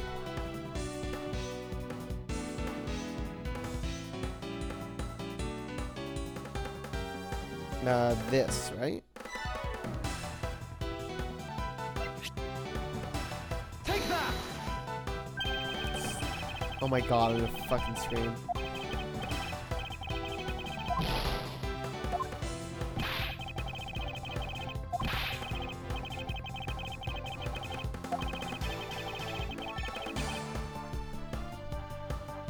The unpicked up note, Jesus Christ. I'm fucking tired, man. I'm losing it. Take that. This is the note that the victim left for you, Mr. Portsman. A note? It was left under your door, did you not notice? And right here it says, but you're out. You were not in your room when the victim came to call on you. So then, where were you and what were you doing? Don't you think it's time you gave up your charade? Charade? Charade? We know you had stolen to my office with the intent of stealing something from me, and Detective Faith found you out. Possibly because he heard sounds coming from a room whose occupant was on leave. Mr. Portsman, you killed Mr. Faith to silence him. And I had the misfortune to return when I did. You had to threaten me as you escaped. As I said when you had the gun to my back, no one gets away with committing murder in my office.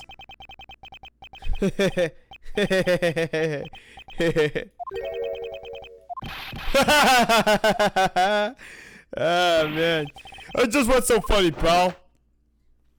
Well, that look of stiff seriousness on the face of this office's finest prosecutor, as he makes a huge mistake in accusing me, is simply too much to bear. There's just nothing else like it in the world.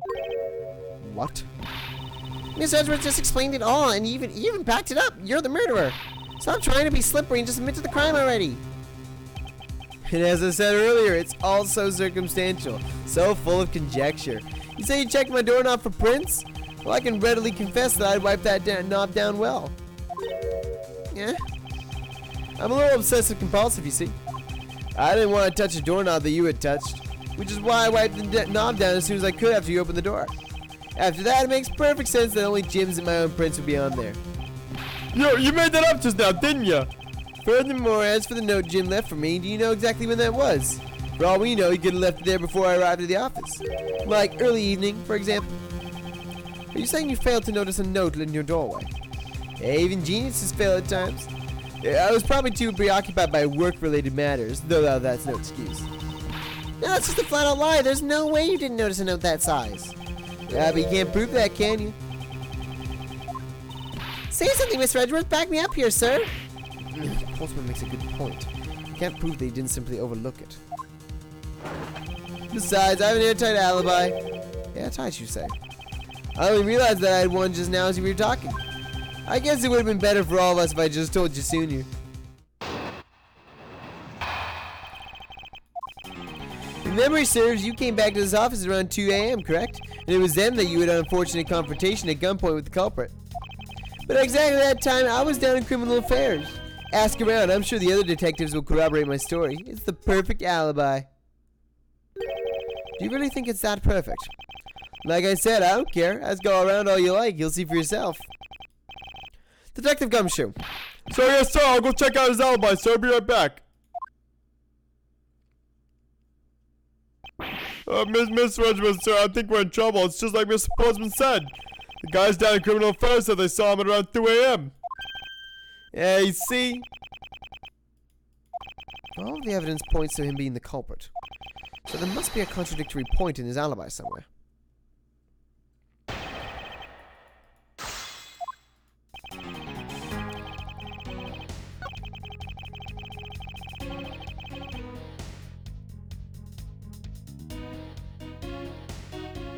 Hold it! It is as you say, however. Yes, however, you are the only one who claims to have bumped into the culprit. So tell me, did you see the person's face? Was it me you saw? It was pitch black, so I couldn't actually see. Objection! Oh, come now. I'm sure you saw something. Try a little harder, why don't you? I'm beginning to feel like I'm the one being interrogated here. Oh, well, it doesn't matter if you remember or not. It only matters that you ran into the culprit.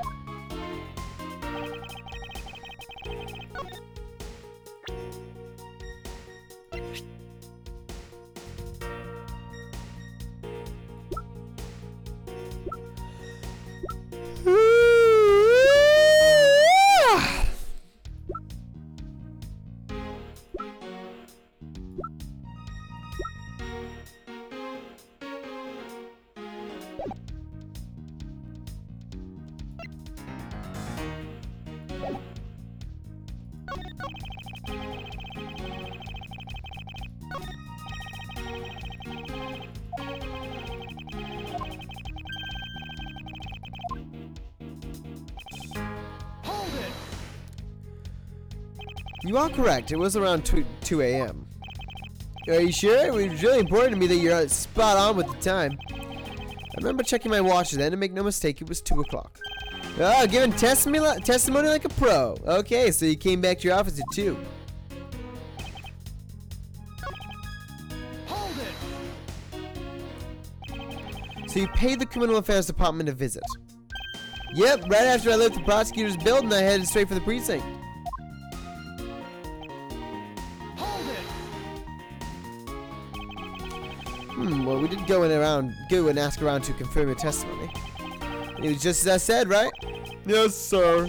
A number of detectives said that you saw you around that time. See, I had the perfect alibi.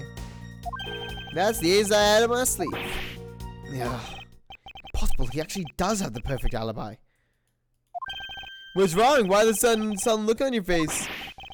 Can't you say anything back, Mr. Edgeworth? Yeah, I think we've reached the end of the line, and it's time to get off this crazy train. You there! Sir. Please escort the young lady out, but remember, be gentle. Maggie! Detective Gumshoe! Is there nothing I can do? There must be a way to turn the situation around. If only I had a clue. Did I miss something that can help me cast doubt on his alibi?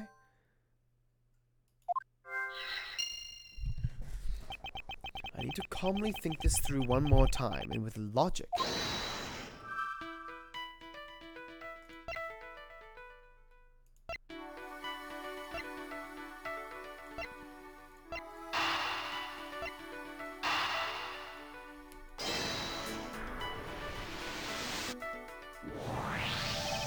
There were 2 bullets left at the scene of the crime. One that robbed Mr. Faith of his life, and one that nearly robbed me of my jacket. However, the murder weapon only shows signs of being fired once, meaning that it is entirely possible that a second gun was used in my office tonight. But seeing as how the killer had to steal Mr. Faith's gun, I doubt the killer had another gun up the sleeve. Therefore, the second gun could have been a property of an entirely different person, which could mean that there was another person who paid a visit to my office tonight.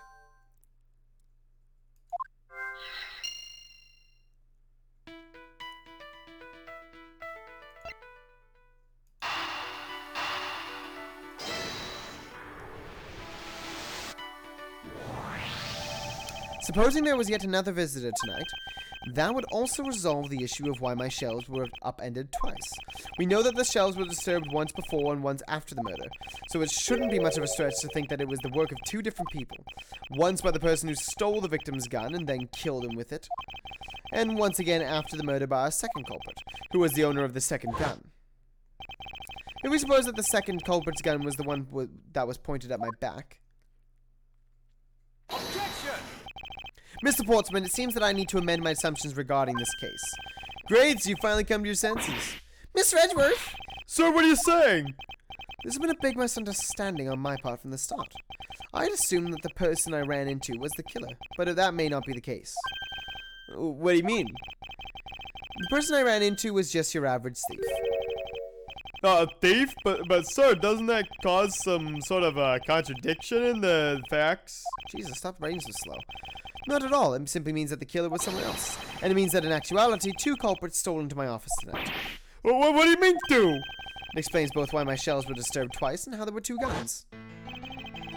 Mr. Portsman tricked Miss Bird and gained entry into my office.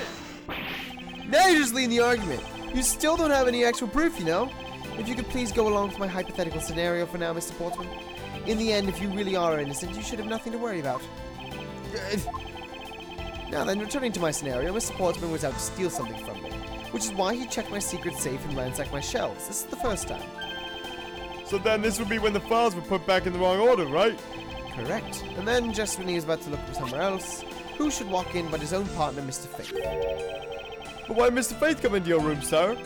Probably had business with Mr. Portsman, which is why he was in the area. But that's when he noticed sounds coming from my office, would be my guess. Oh, because you were supposed to be away, right? And he must have thought it was odd, so we came into his office to check it out. Correct, and as a detective, that was the right thing to do. But when he came in, he found his own partner standing there. Because it was Mr. Portsman, Mr. Faith probably let his guard down. But Mr. Portsman was not so merciful as to let him leave alive. He waited for a chance and stole Mr. Faith's gun from him, and then he killed him. He silenced Mr. Faith for catching him in the act of stealing.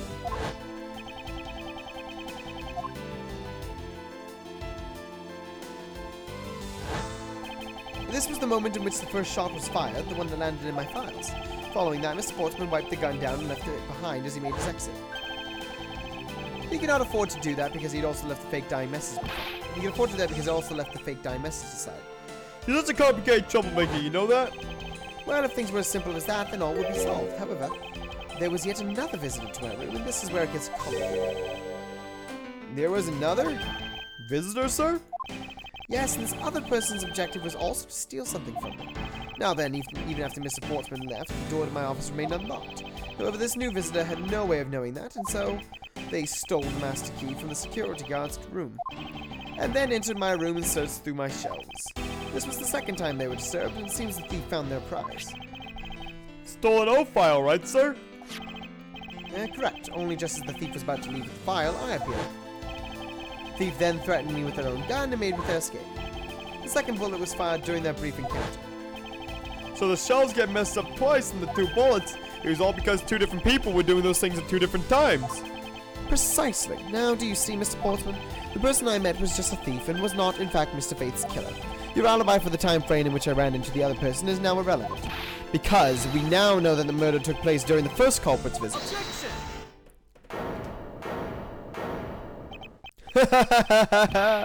What's so funny, pal? Absolutely splendid. Your scenario explains everything. Of course it does. It's Mr. Edgeworth after all. But you know, it still doesn't change the fact that it's all circumstantial. Supposing if, and that's a big if, your theory is right, it would indeed render my alibi, which has withstood scrutiny, mind you, irrelevant. But there is still one defining point of your argument for which you have no evidence. Your supposition that I was the first visitor. Mr. Edgeworth, you can't let him get away with that, sir. But he has a point. I have absolutely no proof at this point. Don't say that, sir. I don't believe this. Don't worry, Maggie. I'll do something if I must. No, sounds enough. Find your attitude to be somewhat peculiar, Mr. Edgeworth. If the person you met really was just a plain old thief, then why is that person not your main suspect? That is, if your theory is correct.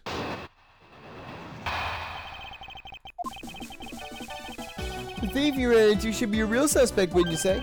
We should be out there looking for that thief right now. They might still be nearby. I hate to repeat myself, but as I've already said, I was trained in my room. And when Jim came to deliver some evidence to me, I was down at Criminal Affairs. So I can't be expected to know what happened around here after I left. So you think we should be out there looking for the thief? Of course, now isn't the time to be wasting time on dead-end discussions. I don't think it's all that dead-ended. I find your alibi to be fascinating. Let's continue where we left off, shall we? I know he's lying. I know he was here at the scene of the crime. I just have to find a way to prove it.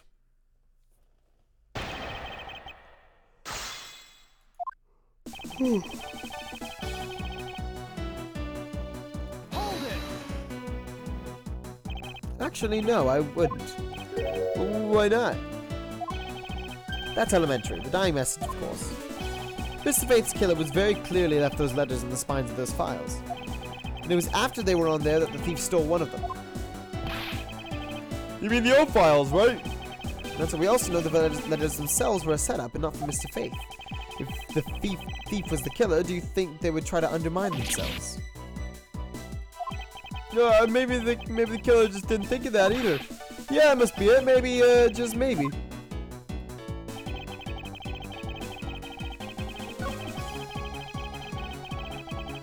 Hold it!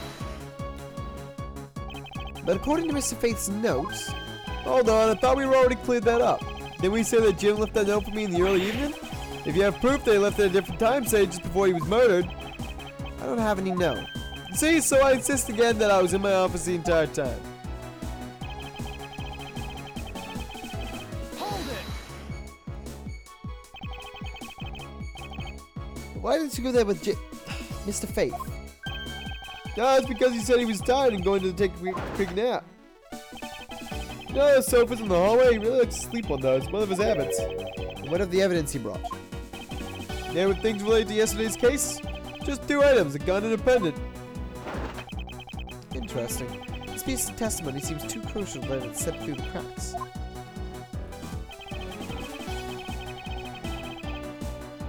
Hold it! A gun and a pendant. Yes, this gun, which was the murder weapon, and this pendant, which belonged to the victim. Then why were you taking them to criminal affairs? There was something in a past case file I wanted to compare these two to, but all this has nothing to do with this case right now. Anyways, I believe you'll find the long paper trail left to be your satisfaction. This is all matching up with what Detective Gumshoe found out.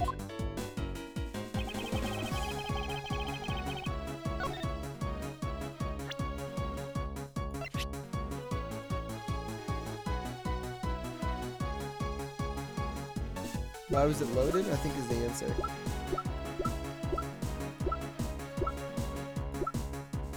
Objection! No.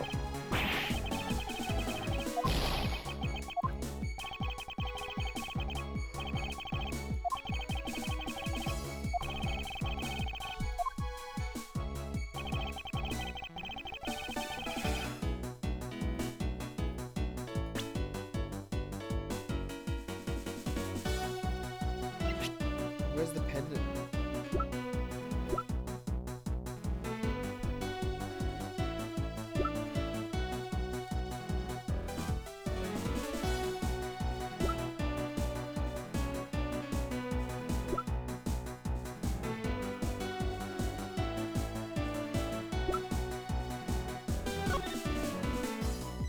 Oh, there's 3. Objection! Only 2 pieces. I believe the proper phrase here is you fail. Excuse me? You fail as a prosecutor, Mr. Sportsman, as you intend to keep evidence hidden from me. What are you talking about? I haven't hid anything from you. Well, here's a piece I think you should read carefully. Ah, it says that Mr. Faith was bringing 3 pieces. Yes, and this is the victim's real dying message to Mr. Portman. I can't believe to get tripped up by simple arithmetic. Where is the missing piece of evidence? It's. You have it, don't you? Only the guilty would make such a face. Detective Gumshoe. You don't have to say it, sir. I'll pat the guy down from head to toe. Well, don't come any closer. I'm warning you. This is all part of the investigation, pal. So don't even think about stopping me. I'll barrel right through you. With my massive bear cock. Hey, what's this? He had this on him, sir. Despite what you said, it would appear that you do have something to hide. But why would he hide something like that? There's only one reason why anyone would hide evidence of this caliber. Because it would unequivocally point to that person himself as the real killer.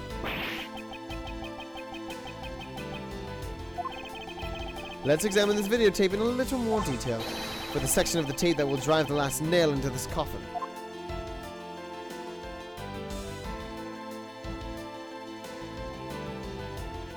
The KG8 incident.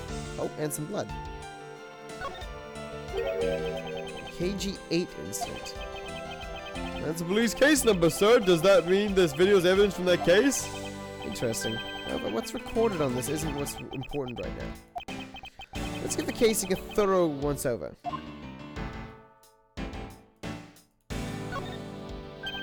No, that's blood, isn't it? Yes, and I believe this is what the good prosecutor was trying to hide from us. This blood is still fresh. You mean this might be Detective Faith's blood? No, you've got it all wrong. No amount of denial can save you. We have but to run the blood test to find the truth. You told us that you had received evidence from the victim earlier. Now you will tell us when and how did the victim's blood find its way onto this video. Yeah, it's totally suspicious. Was it at the moment of his death? Did Detective Faith have his videotape on his personage when you killed him? You know very well there's no way to prove that. Not even if we were to examine this tape for fingerprints. If I had to take a guess, I'd say that the only ones on here would belong to the murderous you and Mr. Faith. No, impossible. I'm.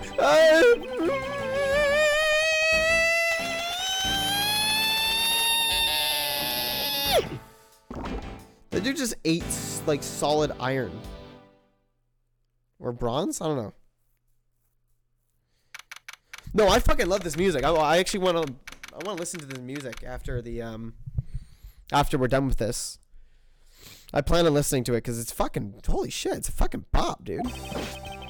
It's not as good as It's not as good as Apollo Justice. Well, I don't know. Hard to say. I was sleeping on it when this opened, but now I'm like actually kind of surprised. Mr. Portsman has been placed under arrest for the murder of Detective Buddy Faith, sir. Very good. And the results we got back from the lab techs on the tape turned out to be a real solid, sir. The blood work came back and it was definitely Mr. Faith's blood on there. And as a bonus, they were also able to lift a few of Mr. Faith's fingerprints as well. Thank you so much, Mr. Edgeworth. I still can't believe I got to see your cool deduction skills outside the courtroom. I'm impressed beyond words, sir. It was nothing. I'm just sorry you got caught up in the murder in my office. Please accept my apologies. No, it was nothing really. Compared to what I've been through, I mean, I consider myself lucky that it was only a burglary and a murder this time, sir. If it had been a holdup or a hostage situation, I'd have thrown my hands up in the air. I think I'm finally rising up from the goddess of misfortune to just an unlucky person. Something tells me we should have hired a different person for security detail. You know something, sir? That Mr. Portsman really was one corrupt prosecutor. Why would you say he was corrupt? Well, I heard that there were a number of suspicious things related to his court cases. There's even rumors about how some of the evidence he uses is forged, sir. Forged evidence, huh? They say he even decided not to prosecute a few cases for some really vague reasons. Well, that guy was a complete disgrace to the entire profession. I never did get around to asking what his reason for breaking into my office was. Yeah, whenever we got near the topic, he just clammed up. Although we can be pretty certain it was to steal something. It's just between you and me, sir, but there's a rumor that some sort of huge organization is involved behind the scenes. Really? Wow. Jesus, that was poorly written. Oh, well. If Mr. Portsman not willing to divulge anything, it certainly lends credence to that rumor. It would seem that we haven't heard the last of this. Huh? That Mr. Portsman isn't the bad guy? I didn't say that, but rather that there's still many more mysteries for us to solve. For example, we still haven't figured out the significance to this piece of evidence. Take that! The person who stole this file, the other villain of the night. Yeah, I wonder who that was. And what happened to the stolen pages?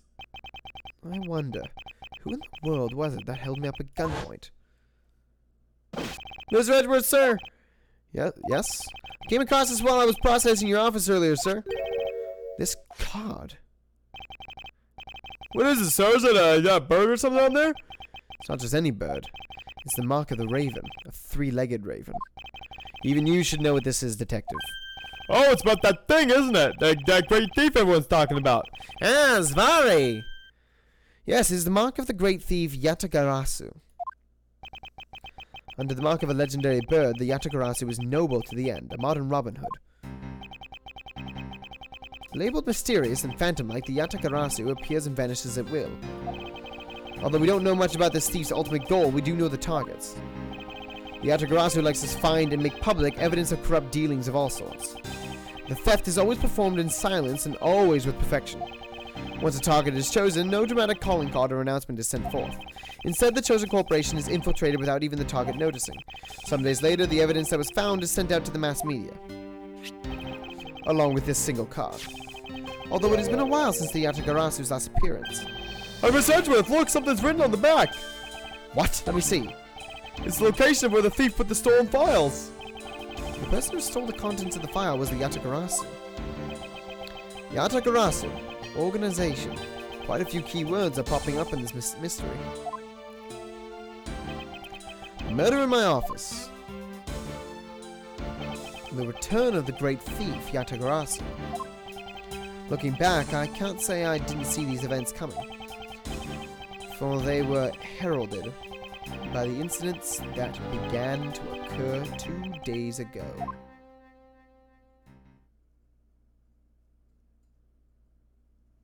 I want to know who the rest of the...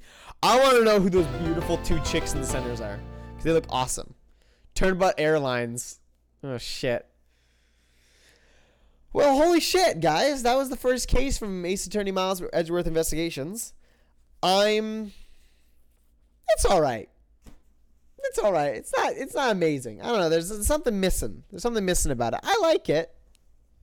I'm having fun, but there's something missing about it. And the writing is really off in some places.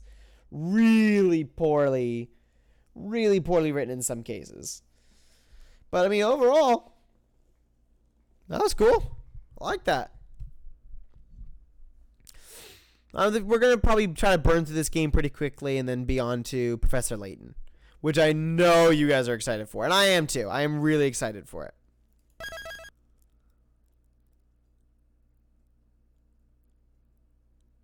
This game is, like, fairly meh to me as well, but I don't think it's bad. It's fucking Von Karma. You can see the whip. You can see the fucking whip, everybody. Of course Von Karma is one of them. You can see the hair and you can see the whip. Oh, and that's her arm going. Oh, man, I'm excited. All right, guys, you know the usual drill. Let's watch the intro and then head off. We're listening to music, though, before we go. The Motorland code in my office. Actually, I'll probably just go into Discord and chat with you guys while I listen to it. Thinking back, everything began on that fateful day, 2 days ago.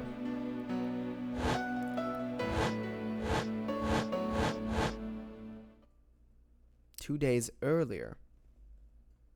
Nice.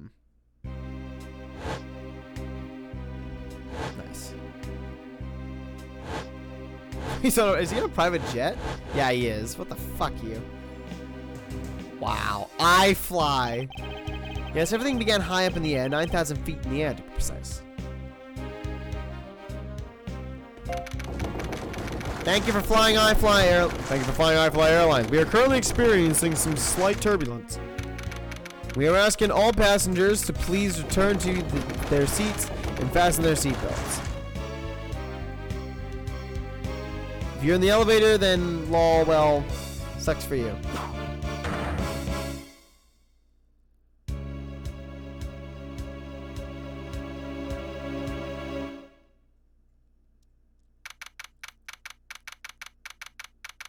Jesus Christ. Well, everyone, next time on Phoenix Wright Miles Edgeworth Investigations. No, Ace Attorney Miles. It's very weird. Next time on Ace Attorney Miles Edgeworth Investigations. Fucking terrible name. We're gonna solve a mystery in the air, I guess. I don't know. This game's kind of cool. I'm excited to see the rest of it. Anyways, everyone have yourselves a wonderful night. Have yourselves a wonderful life. Please be good to each other. Love you all. Bye bye.